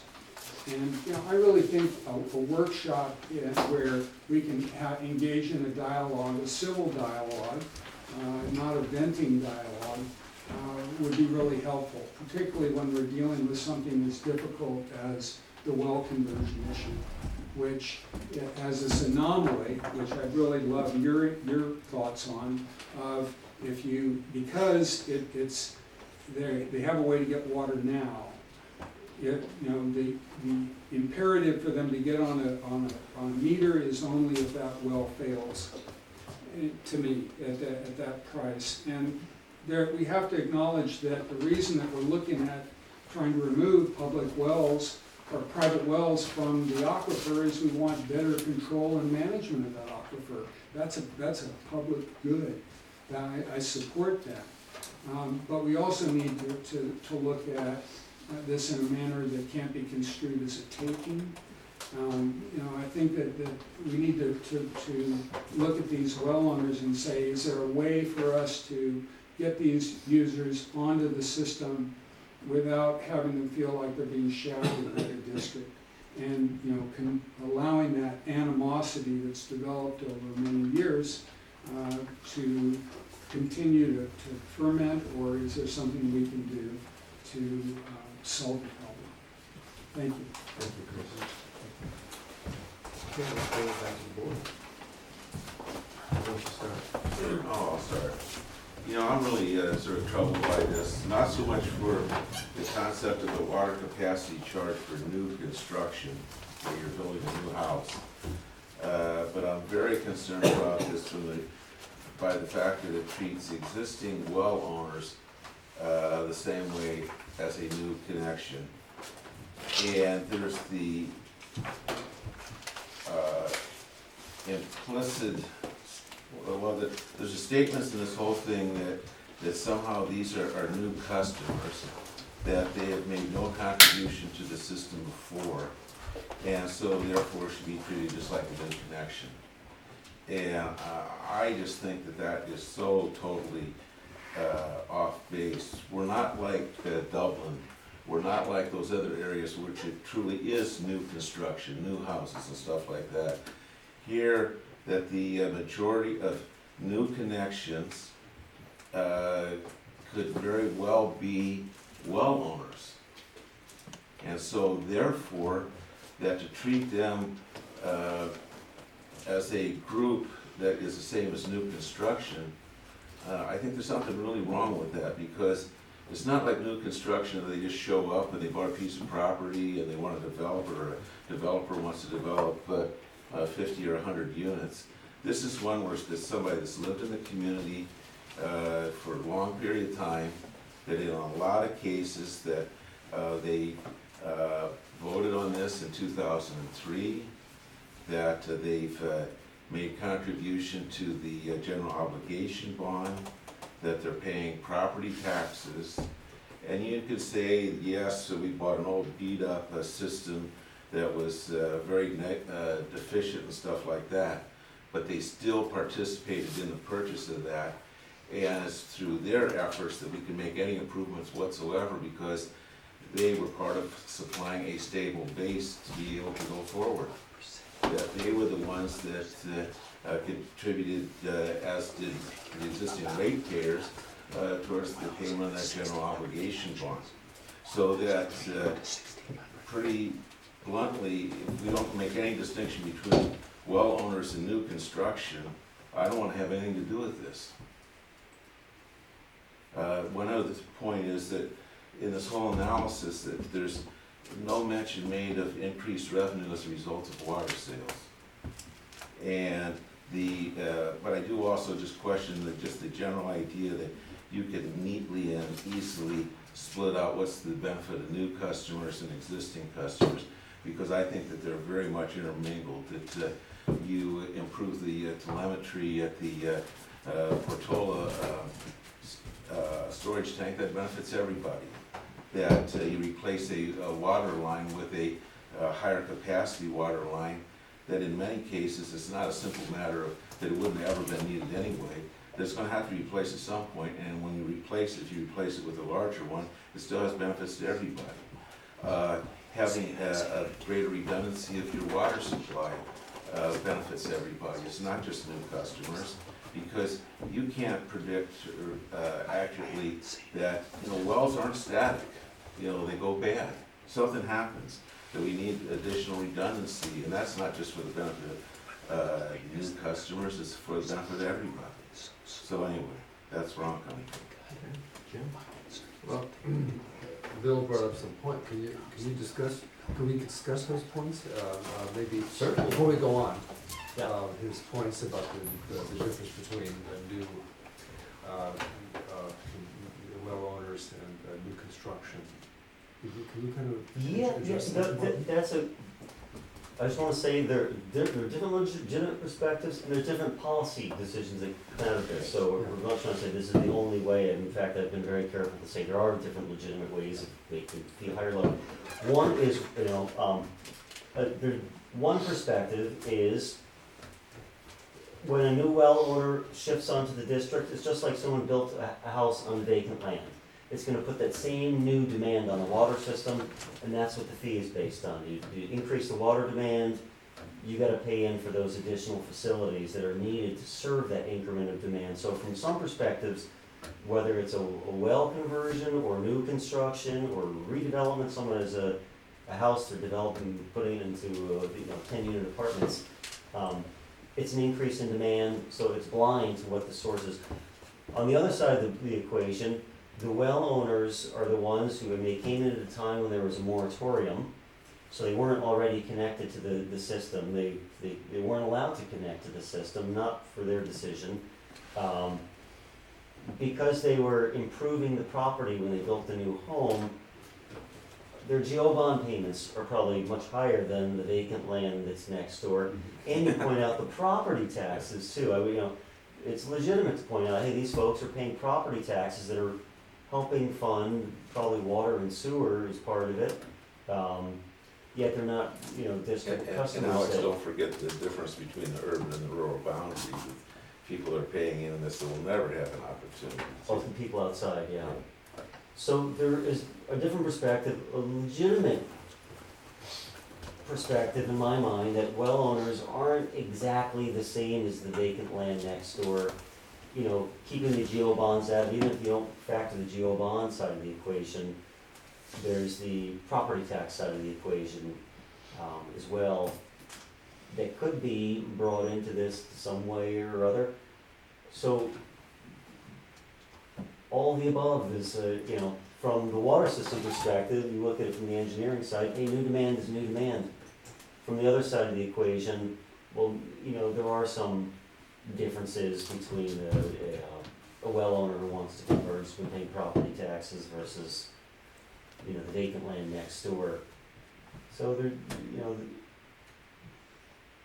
both sides have valid perspectives. Mr. President, with respect to making a distinction between well owners and new construction, the constitutional principle of equal protection would require you be able to make findings with respect to the distinction between a well owner and new construction insofar as they place a demand on the water system. We're talking in terms of a capacity charge, and that relates to demand. And in order to make a distinction between users or new connections, there must be, you must be able to show there's a distinction on the demand, not upon the characteristic of the user, but of the demand that that user makes on the system. So you're saying is that part of the state laws that we're under, we're determining, it's so many words? Yeah, it's a constitutional principle. So how do we Type in. come up with a solution that doesn't pit well owners against ratepayers? Well, hang tight for a question. The question, yeah, sorry, Joe. The question, like on the tier system we now have, which I guess is kind of blind to demand, but it's based on consumption. Yeah. And so And cost or burden on the system. And that's the relationship between, when you set a rate now, or the government code, you have to show a reasonable relationship between the demand and the cost. And so a corollary to that is if you were to distinguish between the characteristic of the user, you would have to show that there's a difference between a well user and its demand on the system, as opposed to a new construction connection demand on the system. can you do that by the location? So for instance, if you were 40 miles down the pipeline, which would require more water pressure to get it there than someone who is downtown, just taking a very, East Bay one has those three they are different. 3 tiers. So that's actually what I guess they're trying to do is saying certain locations have more demand than others. I guess that's what he's made of. Well, you can make distinctions based on location.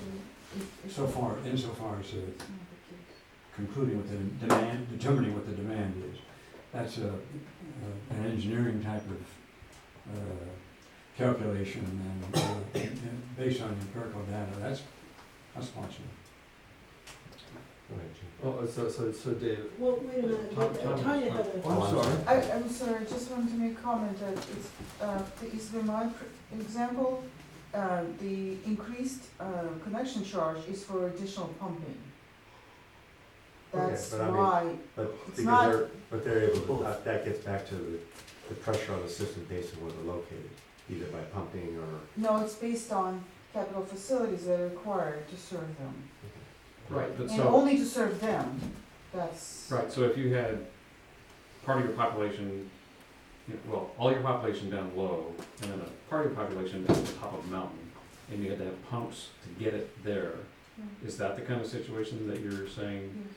Okay, I think we're talking, Yeah, we're saying the same That's thing. part of The only that's part of concern, it. Yeah. yeah, and I can't speak definitively on this, but generally that aspect relates to operational costs. So instead of talking about a capacity charge, it seemed to me that would relate more to the operational cost, which is the ratepayers' concern, the service charge, the monthly service charge. I tell you one thing, this is kind of leading me to, we're not gonna be able to solve, and nor should we try to solve this tonight. But the idea of Chris having a work study is gonna be very valuable to us, because I think what we're gonna be able to do is tier all this out, as to what are we restricted by law, what are our options, what are the realities that we have, and all of this kind of stuff. And then, to your point, there's some models out there that you have set, and you've given us one model, but you have suggested there's other ways, there's other models out there. Yeah, I mean, we've calculated these fees by a number of different approaches.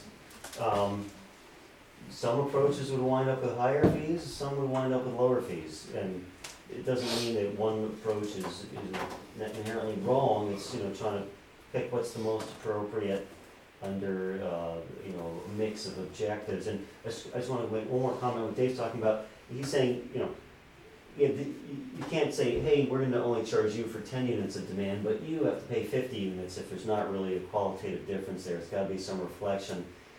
Some agencies do have different zones where they might say, hey, you need more facilities to serve that zone over there than this zone over here. East Bay Mud in particular is a giant agency. I mean, their zones aren't, include like 10 cities in each of those zones, so they're huge areas. And part of the reason why they have a higher cost on the, we'll call it they call it the east of hills, is because there's some other facilities that are serving that, and also it's a different climate, so there are higher demands per home in that area, as Dave's saying, they're making a finding that there's a different level of demand between a home that happens to be in, I'll make up San Ramon, and a home that's on a small lot in, Oakland. Alameda. Alameda, yeah. Well, the one thing in most of these evaluations or these scenarios, you do not have the variable of well owners as being part of the mix of, that's a unique property here, correct? That is, yeah, I'll agree with you there. The fact that you had a moratorium and had people connect, but they couldn't connect to the district, and yeah, that's Okay, not and very then, common. and then you have the other limitation is that, if a well owner goes under the system, they place an equal demand as new construction, so you have to treat the two equally. But can you, in essence, credit an existing well owner for fees already paid? In other words, as part of the general obligation bond and as part of property tax. It would be, could be a tricky calculation, could take some work, but if you wanna be equitable about the whole thing, it seems like to me that you have to take something like that into account. How do you address the decision to expend the money to construct during the moratorium and make the personal financial decision to go ahead and construct a well and make agreements that say, I'll connect when the time comes in anticipation of the moratorium eventually coming off? How are you thinking about this? There's a Bill, I've been really patient. I'd like to at least be able to finish my sentence. Okay. Okay, thank you.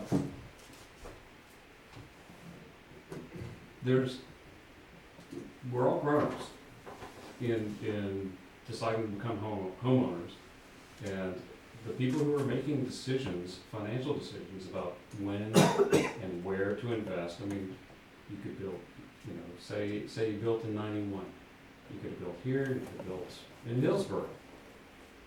Both had real serious challenges, or you could build in South San Jose or Gilroy. I mean, we all have the decisions about, and the factors that lead us to make those decisions. Primary to that is agency. The ability of us as adults to make decisions for family and our financial future.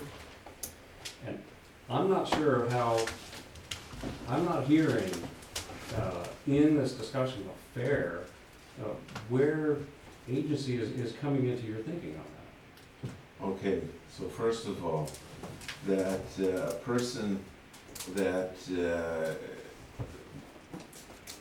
well, let's say had the expectation that they were going to, when the moratorium be lifted, would have to connect to the system. Okay, we've eliminated that now, so there's really not a consideration that they don't have to connect to the system. It's optional, right? Well, if you want to build here, you have to get water, and if you. No, we're not talking about building here, we're talking about existing, Well, are you- homeowners that are on wells, Right. that are part of our community. No, I absolutely agree they're part of the community, and I and you know a whole bunch of them. I'm not trying to draw some distinction and say somebody is or isn't part of the community. And please, let's not imagine there's any kind of that divide going on here. Well, there is. No, they're part of the community, and if there's a divide, then it must be some view that you have on that, but they're all part of the community. Whether or not they are hooked up to our system is a clear physical distinction, and that's what I thought we were talking about. If you want to make it some other social thing, fine, but let's be clear if we're going to change the subject. I don't think we are. Let's talk about, we have the people who had properties on wells prior to the moratorium going into place.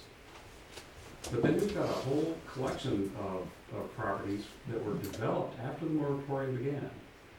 That moratorium ran for 30, how many years? Almost 40. Almost 40. So during that time, people made the financial decision to build. Those homes are here and the homeowners are part of this community. The decision made at that time came with understandings about there's a moratorium. The county had made what I believe, I firmly believe, was an unwise decision to substitute urban domestic wells for what this group took on to do, which was the responsible development of additional supply so we could provide a municipal system for this new construction. County, water under the bridge, but that's part of our historical layout here. But we've got people who made decisions after the moratorium started. I will agree that there's a real sense of difference between the people who were here and built on wells before any of this mattered. My house was originally constructed in 1914. I'm sure it had a well, because there was no domestic distribution system, although one actually got started right around that time. I read the inventory of the 50 different pieces that made up that system.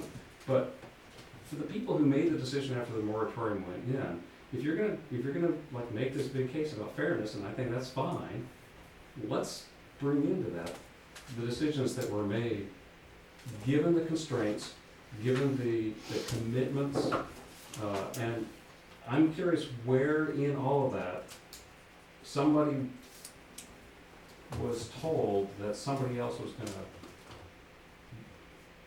come in with additional financial contribution to their side of things. I'm a little bit, our time is at 10 o'clock. And so what I'd like to, we're not gonna solve this tonight. I think the issue is to get the points out.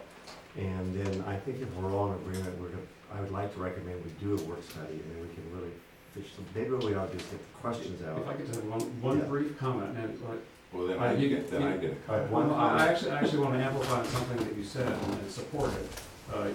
You had said in your earlier statement about trying to understand the difference between the allocation between new demand and current demand and the benefit going each way, and how you didn't see it as something that was as crystal clear. I really want to see those turned as questions to our engineer. If there's uncertainty about how things are being put into one bucket or the other, we are told this is an engineering decision, and so I want to take those questions and ask them of our engineer so that we can get the engineering answer. Because I don't think it's fuzzy, but if anybody does, then we should go through that another time. I support getting clarity on that, that's what I'm saying. Okay, to the point about somebody being an adult and developing a property after the moratorium went into effect, and having the expectation that they would have to connect to the system. Okay, but it was under the assumption, this 2003, this water capacity charge didn't come into play until 2011. So at the time that they made their decision about what they were going to do, their expectation of what it would cost to connect to the system was significantly less. And so it fundamentally changed the nature of the decision. The other part is the fact that they had a vested interest in the system, even though that they weren't deriving benefit from it, in other words, water, through the fact that they're paying property tax, and a certain amount of that property tax went towards to the district. Okay, Jim. No, I just wanted to make, Dave, your point about there's no distinction between those who are on wells versus those who were on the system as far as time on the well, or either on a well or you're not. I mean, if you're on a well for a year versus on a well for 20 years, they're the two categories. In the context of capacity charge, what we have to look at legally is what is the demand made by the connection. So the distinction would have to be made between a well owner and any other user who connects. There would have to be a rational basis for making a distinction as to demand, not upon their status, but upon the demand. Okay. Catherine? Yeah, note that, if we're talking about fairness, you're talking about fairness, right? So, Yeah. so that's your basic underlying principle, you're seeking fairness for a particular subset of people in this community. You can call it a subset, I would call it a member of the community. Okay, you can, they, by being a subset, they are by definition a member of the community. Okay. So, anyway, I do notice on page 14 of the Bartle Wells notes, in the second box, it says it excludes cost recovery for any facilities previously funded by the district's general obligation bond, right? Yeah, you can say anything you So want that- about that, but the fact that somebody put it, is paying on the general obligation Bill, bond, that I'm sorry, good. Yeah, so let's do this, kind But of I point get it. order. Catherine hasn't had any Let chance. no, let me finish. Why don't you proceed, and Bill, just listen for a little bit, and Okay. let's go that way. I mean, I don't mind getting into a long discussion. But what I'm trying to do is the. I is the understand what you're consider- trying to do, but I'm more than happy to engage or not. It also says, for the audience, that it excludes cost recovery for capital improvements and assets funded by prior or existing ratepayers. So, you're asking for this particular subset of people to be able to come in, essentially, and the larger group of ratepayers, all of the existing ratepayers, they're not getting any kind of compensation for what these folks are buying into. So one of the things that I would like to see, I think, if we're talking about this, is what the numbers are if new users had to buy into the existing systems. And I think that's gonna be a tough one, because people who have been on the system, some who have been on the system for 50 or 60 years, have been paying under a different rate structure, because they were paying to Citizens Utilities and Cal-Am, but they were paying for improvements to the systems and maintenance and operations of the system. And that system wouldn't exist without those people, and maybe those homeowners, even if they're not the specific people, should get, if we're talking about fairness, we should be talking about fairness across the board. And Dave, I have a question for you, and that is, it's my understanding from many discussions here that our meter fees are supposed to work for a particular set of costs to run the district, and then our demand fees, our water rates, are based on the cost of production and delivery of the water. So even if we, and correct me if I'm wrong, guys, but even if we get new customers, they're not contributing to the expansion or improvement of the system so much as just paying for the cost for us to have the staff and the equipment to deliver the water. So any Talking about what's paid in the rates and the meter charge? yes, and so that any increase in customer base doesn't, the rates, those monies can't be used for buying a larger system to serve them, because it's my understanding, under the state law, we are constrained in how we can fund those improvements, and we have to keep those separate from our meter fees and our capacity, our water rate charges. This goes to the buy-in principle of what Yeah. you're talking about. And as I indicated in a memorandum that was requested by the general manager, the law does acknowledge that provision can be made for buy-in of existing capacity. But to follow the law, you have to specify what improvements or what facilities are being funded by that portion of the connection charge. So you have a mixed basis for a connection charge could be new facilities and buy-in from existing facilities. All of this has to be demonstrate that there's a rational relationship between the capacity charge and the cost of providing that capacity. If the cost comes from existing facilities and new facilities, you have to track that. I mean, I guess my perspective is there's a lot of unknowns for this presentation tonight. And, you know, a lot of these questions are really based on going down to questions that both Chris and some of the members of the board have asked tonight. And I would favor, if it's okay with the four of us, is to allow you to show the different models, break out the numbers in a way that, I think ultimately the fairness is that each group is paying proportionally as to what the costs of coming in and maintaining everything we've talked about. But at this point in time, I can't, from the numbers I've seen, I can't pull them apart. So the question would be, is that a possible, can that be done over the next period of time prior to a public hearing or a workshop type of model? When you say pull it apart, what do you mean exactly? Well, I mean, for instance,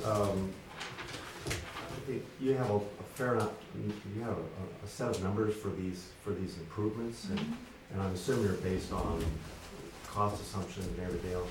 You have mentioned to us that there's different scenarios out there that they come to. I'd love to see what those are, just so that we would have, you know, at least what are other agencies doing. Particularly if we could find an agency like ours that has well owners versus other, I mean, I can't believe we're the only entities having this challenge. For sure. We We are, will be the only one.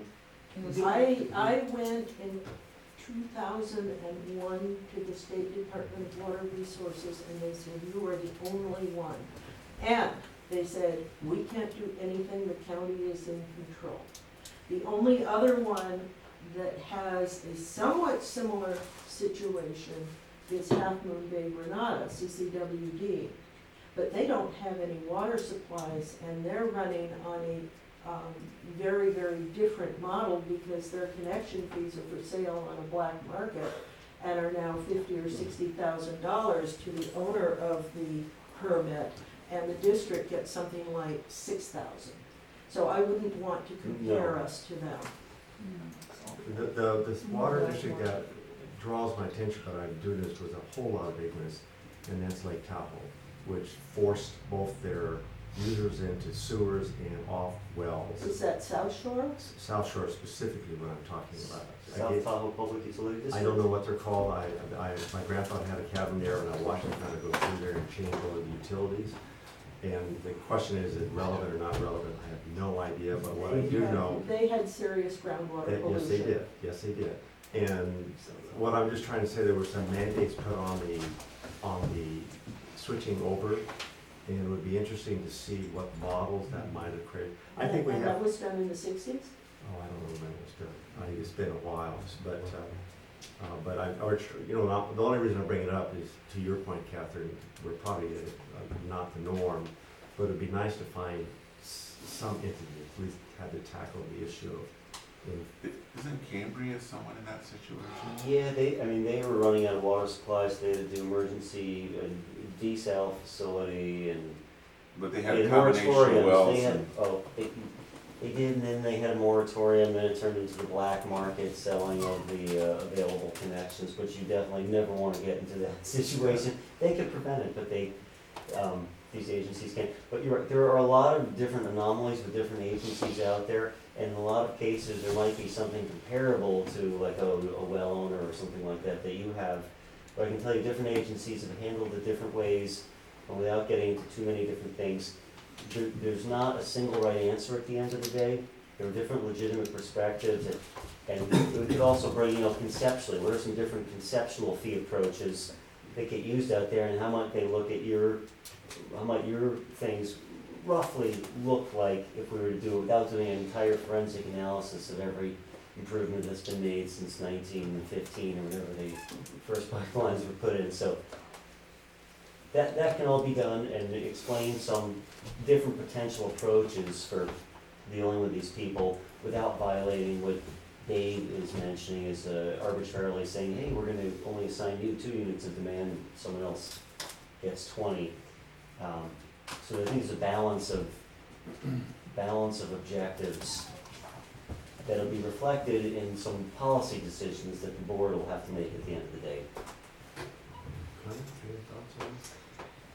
Yeah, my thoughts on this are that we've gone through this quite a number of meetings already. We provided a number of detailed documents, for example, about the inclusion of the GO bonds, etc. As Alex says, there is probably a number of different approaches to this, and every approach will have its pluses and its minuses. At the end, what I'm trying to avoid here is the very usual situation for public agencies of you don't provide enough information. We have to drill deeper. We have to look at this further and further. We've done quite a bit of work on this. We've provided so much insight in actually a lot of aspects, particularly when it comes to the well owners. We understand from setting rates, from setting fees, that whatever model is picked, not everybody will be happy. What we have to do here is provide a fair approach. That is up to the board to decide what's fair. Staff has made some suggestions here. We're happy to provide, a little bit more suggestions and maybe detail into different models, for example. But this is costing the agency big dollars. We're talking about consultants that provide expert advice at not the cheapest rates. So we're a small agency. We're fighting here over beliefs that I have to say, I think you guys have to come to grips on how to deal with this in really a fair manner. And that is the best approach for the entire district. So I have to say, I see you guys getting entangled in quite a mess. Weeds. Yeah. I have a quick question for either Peter or Alex. At today's interest rates, commercial interest rates, which are what, about 3-4%? Or for borrowing for financing? Yeah. So if you took $14,000 over 10 years, what would roughly, I can't do it in my head, maybe you guys can, or you have a Or calculator. 10-year financing. 10-year financing for $14,000, what's that worth?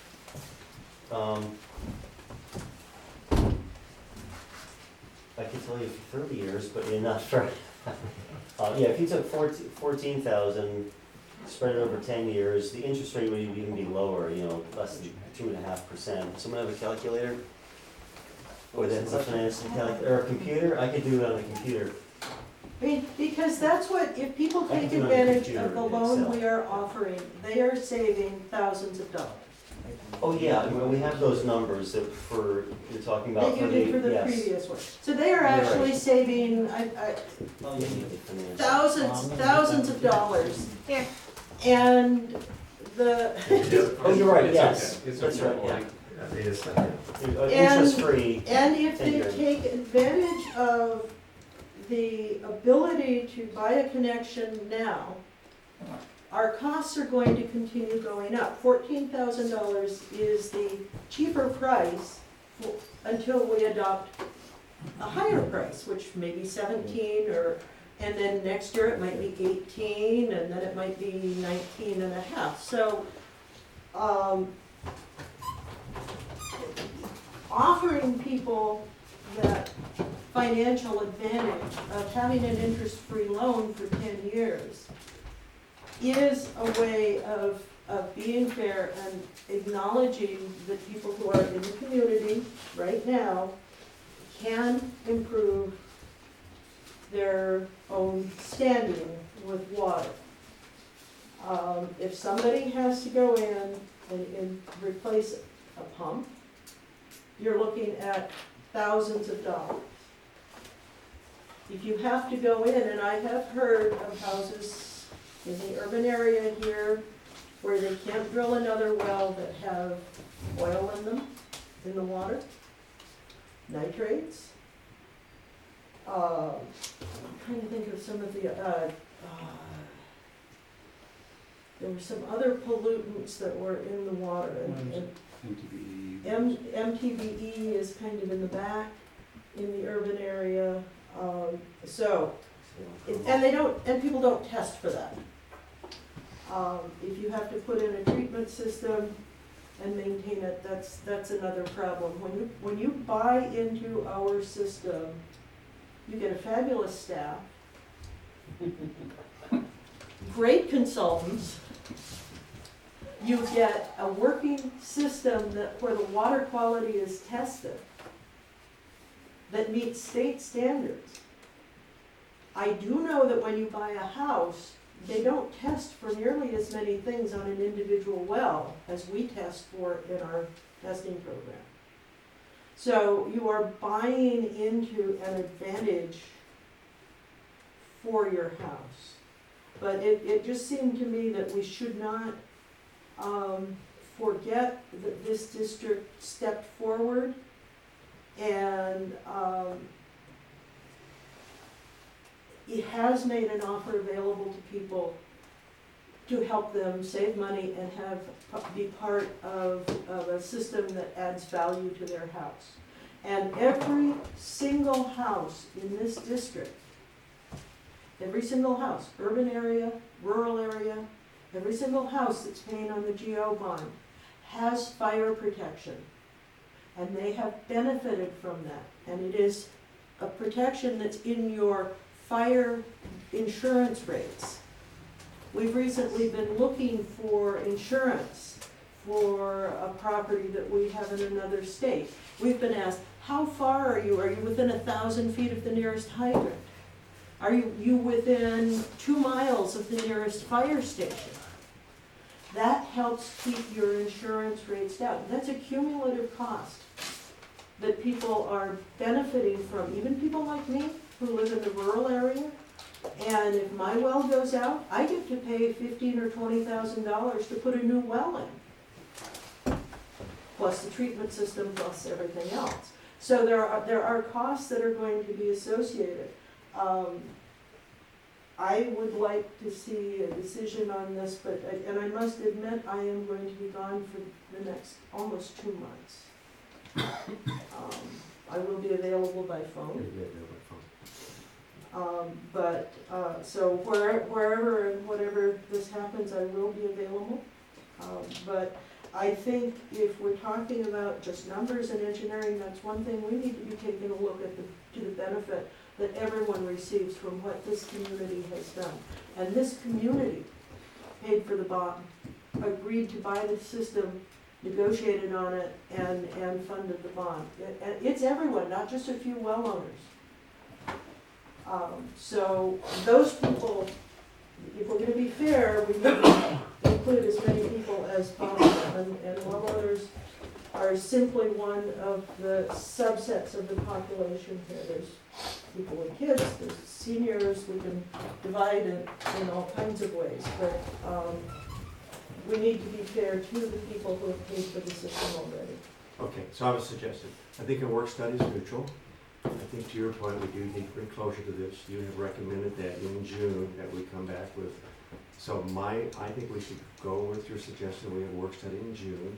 There's some questions that have been presented to us by Chris and others. It'd be nice to get those questions answered and to the best we can. And the goal should be is that we have this work study and with the idea that we will bring closure to it at that session. Does that work for you guys?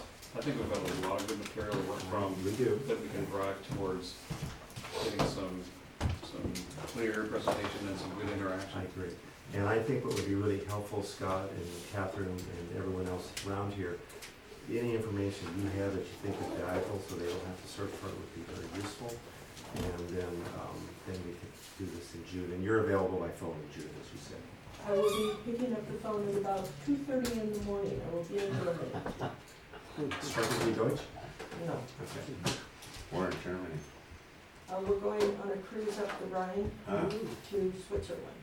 And then when we come back from that, we're home for about 18 hours, and then we're going to Bermuda for the America's Cup. Well, we're trying to get a lot of sympathy for your schedule. This is, I'm having. this is because her son is working, on this, right? My son is an engineer for the Artemis team, the Swedish America's Cup team, so everybody root for Artemis. Yeah, go Artemis. But I'm still trying to develop some empathy for your schedule. Well, it's tough that he's chosen to work in such Such a a terrible place. I could tell hard to you travel about to place. the decades that we had to stay home because our jobs were 7 days a week. But now we're The retired. violin is really the short coming out. Let's go to number 4, which is review and possible action concerning filing notice of completion for the 2015-2016 sewer improvement project and spot repairs. Yeah, thank you, Rich. With this title, I think this is pretty clear. We engaged with Darcy and Hardy in the summer of 2016 for construction of this certain project, mainly sewer line repair project. And we've now received a letter from the district sewer engineer that indicates that the work has been successfully completed. Pippin recommends a notice of completion to be filed with the county recorder, and essentially that after the 35-day lien period, we return to retention. So moved. Second. All in favor? Aye. Excellent presentation. Thank you. Number 5 Short and is, sweet, that's how I like it. That's how you should make all your decisions. All of it, all of our agenda. all right, number 5. Pippin, you got to us by osmosis, Review. Or you down. Come on, guys. actually by reputation. Let's get a grip here, guys. Review and possible action concerning approval of district county cost sharing agreement for the Canoff Street repairs. Okay, so I think everybody's aware of the Canal Street situation. If not, I'm happy to explain the details, but we have now an agreement. As we already announced in prior meetings that we would work with the county, we have this agreement in place. This essentially is asking for a lump sum amount of $54,500 to reimburse the county for work that they're going to do. I was actually contacted today by the county. So they are probably letting me know tomorrow when this is gonna happen. They have this in their plans for May. The cost estimate for the work that we've received from Pippin is, let's say, much higher, almost, I don't think we would get it that cheap as the county can do it, so we think that this is a deal, particularly because this really releases us of pretty much all of the future So moved. reliability, so. I'll second. The county is paying, what's the county's portion? I would rather share. The county's portion is everything above the $54,500 that they will run into, Do you think, and anything in the future. do you have any idea how much that, will be paying for a third, a two-thirds? Well, Pippin's number was in the, close to, in the $80,000, that's what we would probably spend fixing this. The lawsuit would cost more. Okay. Most we don't have any administration on it, right? We don't have what? Any administration on it, right? We just pay them. We That's pay it? them and they're gone. All right, we have a motion and a second. All in favor? Aye. Okay, 5-2. Reports. Sam, Scott, and Catherine. What's that? I'm gonna go get some water. Yeah, I was gonna boring, can you circle back to me, your full numbers? Budget? Budget happened while I was away, so I can't speak to that. Did, that emergency repair was budgeted $175,000. Do you know what that came in at? That was, we haven't fixed it. That was just for, the emergency part of putting it. Yeah. Now, I don't know specifically what the number is. So we, I do know that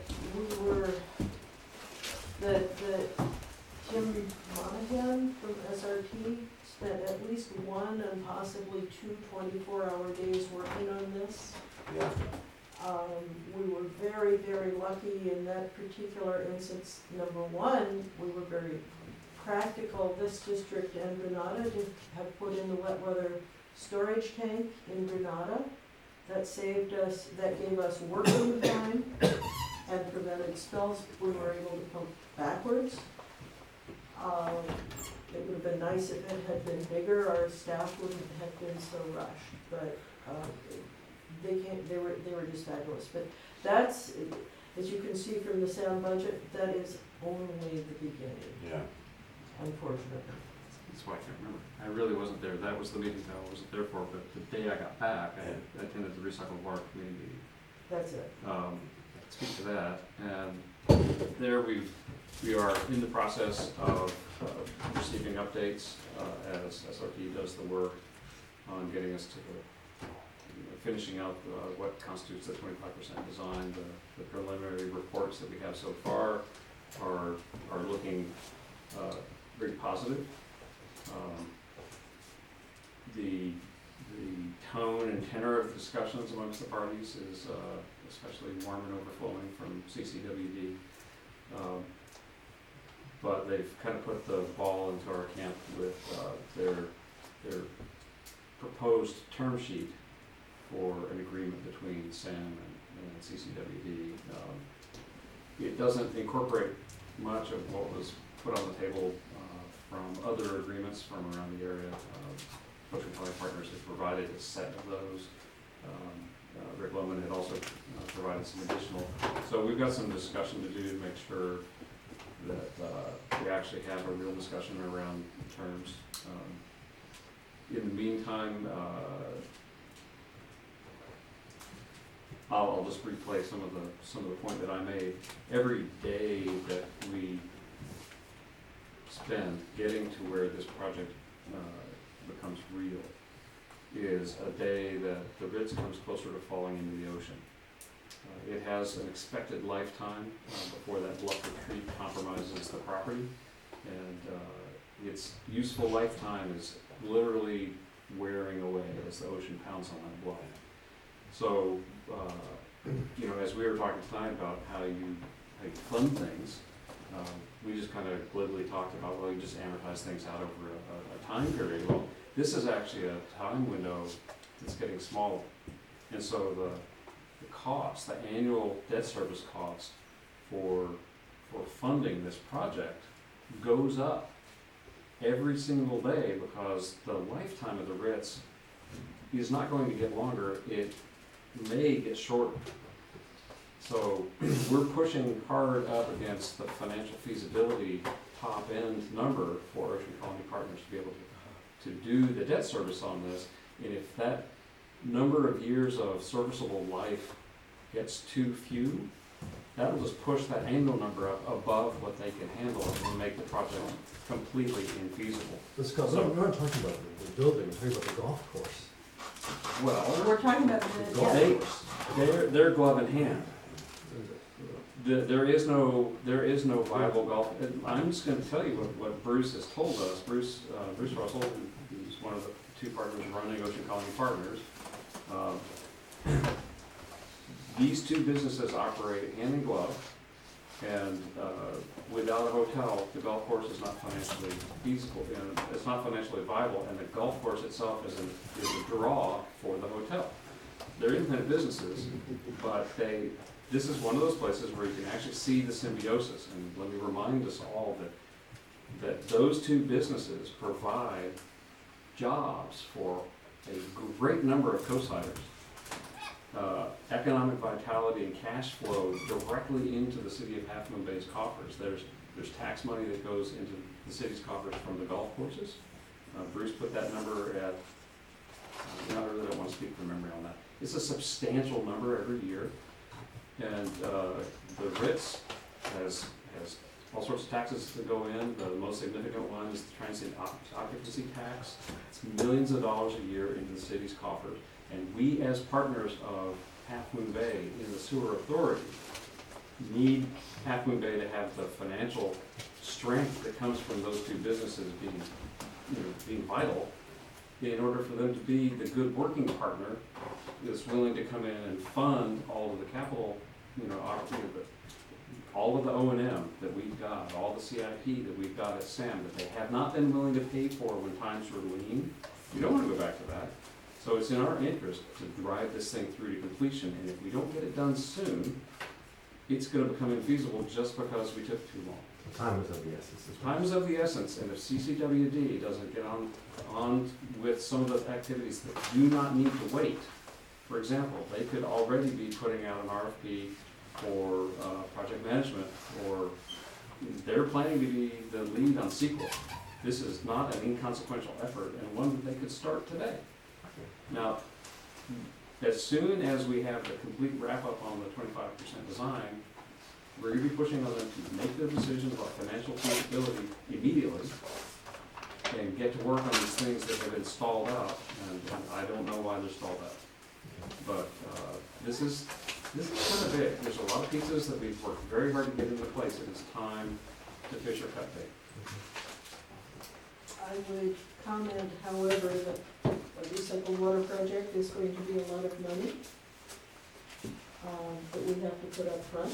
In theory, we're going to be reimbursed, but we haven't been reimbursed for any of our expenditures to date, so that's. Pilot project was, we did have grant funding. Okay, that was 7 years ago? Hey, you know, we got it done, and it was grant funding. But we have had, in the last 7 years, we've been building up money, we need to get that calculated. Yeah. And we need to make sure we can work with the other member agencies in Half Moon, including Half Moon Day, because if, for instance, if they decide to take their O&M services for their sewer system away from SAM, it's going to show a huge division in SAM that can impact our ability to get grants and other sources of funding for the recycled water project. And that's something that I think this board needs to keep a close eye on, is what's going on, in particular with Half Moon Bay, who receives a huge amount of money from the transient occupancy taxes and so on at the golf course, and they need the golf course. But if they're not willing to make sure that SAM stays whole financially, then we need to discuss what our priorities are. Okay. How about Mid-Coast Council, Catherine? The last meeting on Mid-Coast Council, and I would suggest everyone watch it if you, on the TV, was a presentation by Sam Hertzberg about what the county is doing for parks and recreation for the Mid-Coast. The next, now the planning commission, and I believe it's next week, is having a discussion of the vacation rental, new vacation rental ordinance. While the county is very worried, my editorial comment, while the county is very worried about affordable housing, they're not too particularly worried about keeping affordable housing from getting turned into high-profit vacation rentals. One fellow came to a MCC meeting and said, why, I've got a 4-unit apartment complex that I use for 4 units of vacation rentals. There's 4 units of relatively affordable housing, but the county is not trying to make any kind of coordination or understanding of what the effect of vacation rentals has on the housing supply for those. So if you want to say something, that will be at the planning commission and ultimately at the board of supervisors. CSDA? Nothing, the last meeting, the big concern was how much it costs for each district to participate and pay for our own elections. It was an issue raised by the Harbor District that is looking at a fee of over $1 million for their next election. Wow. Why are they doing it election? Why are they doing No, it? when? 2018. Next year. Yeah, it's coming up. CCWD, Jim and Bill? Bill? Nothing. I talk to CCWD all the time, you guys. I mean, it ain't that hard. This was a committee report. I'm just joking. I'm just fun. Attorney's report? Nothing. You should be on that committee. Very active committee, we haven't had a report for Nice years. report. Director's report, anybody? Yeah, let me just mention, I had the delightful opportunity to travel in Japan recently, and I just noticed that as we went to every city, the sewer utility covers were gorgeous pieces of artwork. People don't steal those in Japan. I don't know if they do or don't, but they look really great, and, you know, as we have opportunity, if we have opportunity, I would love to explore some possibilities for us to use some of our footprint Extra for funds. artistic expression. Maybe we could do a sewer manhole cover exchange program with you. I tell you what, Sure. I'd be pleased to have some of their manhole covers here. I have some pictures if anybody is as much of a sewer nerd as I am. Clemens, would you say this was the director's report? There is a local foundry which is qualified to make more artsy covers. We just don't normally request it. But So I we can can- show you at least one or two samples. Oh, wonderful, thank So we you. put a peace symbol on every one of them, huh? And it isn't as expensive as you think. A Once they lighthouse. get their form set up, they actually, you know, can produce them fairly readily. Made right here in the USA. Wow. I'm sure, I'm sure we could do better than we do. Clemens, Nothing. okay, we have closed session, so we'll give the camera a few minutes to break down, and thank you so much. We'll start out with the mic breaking down. Did I show you? No. There.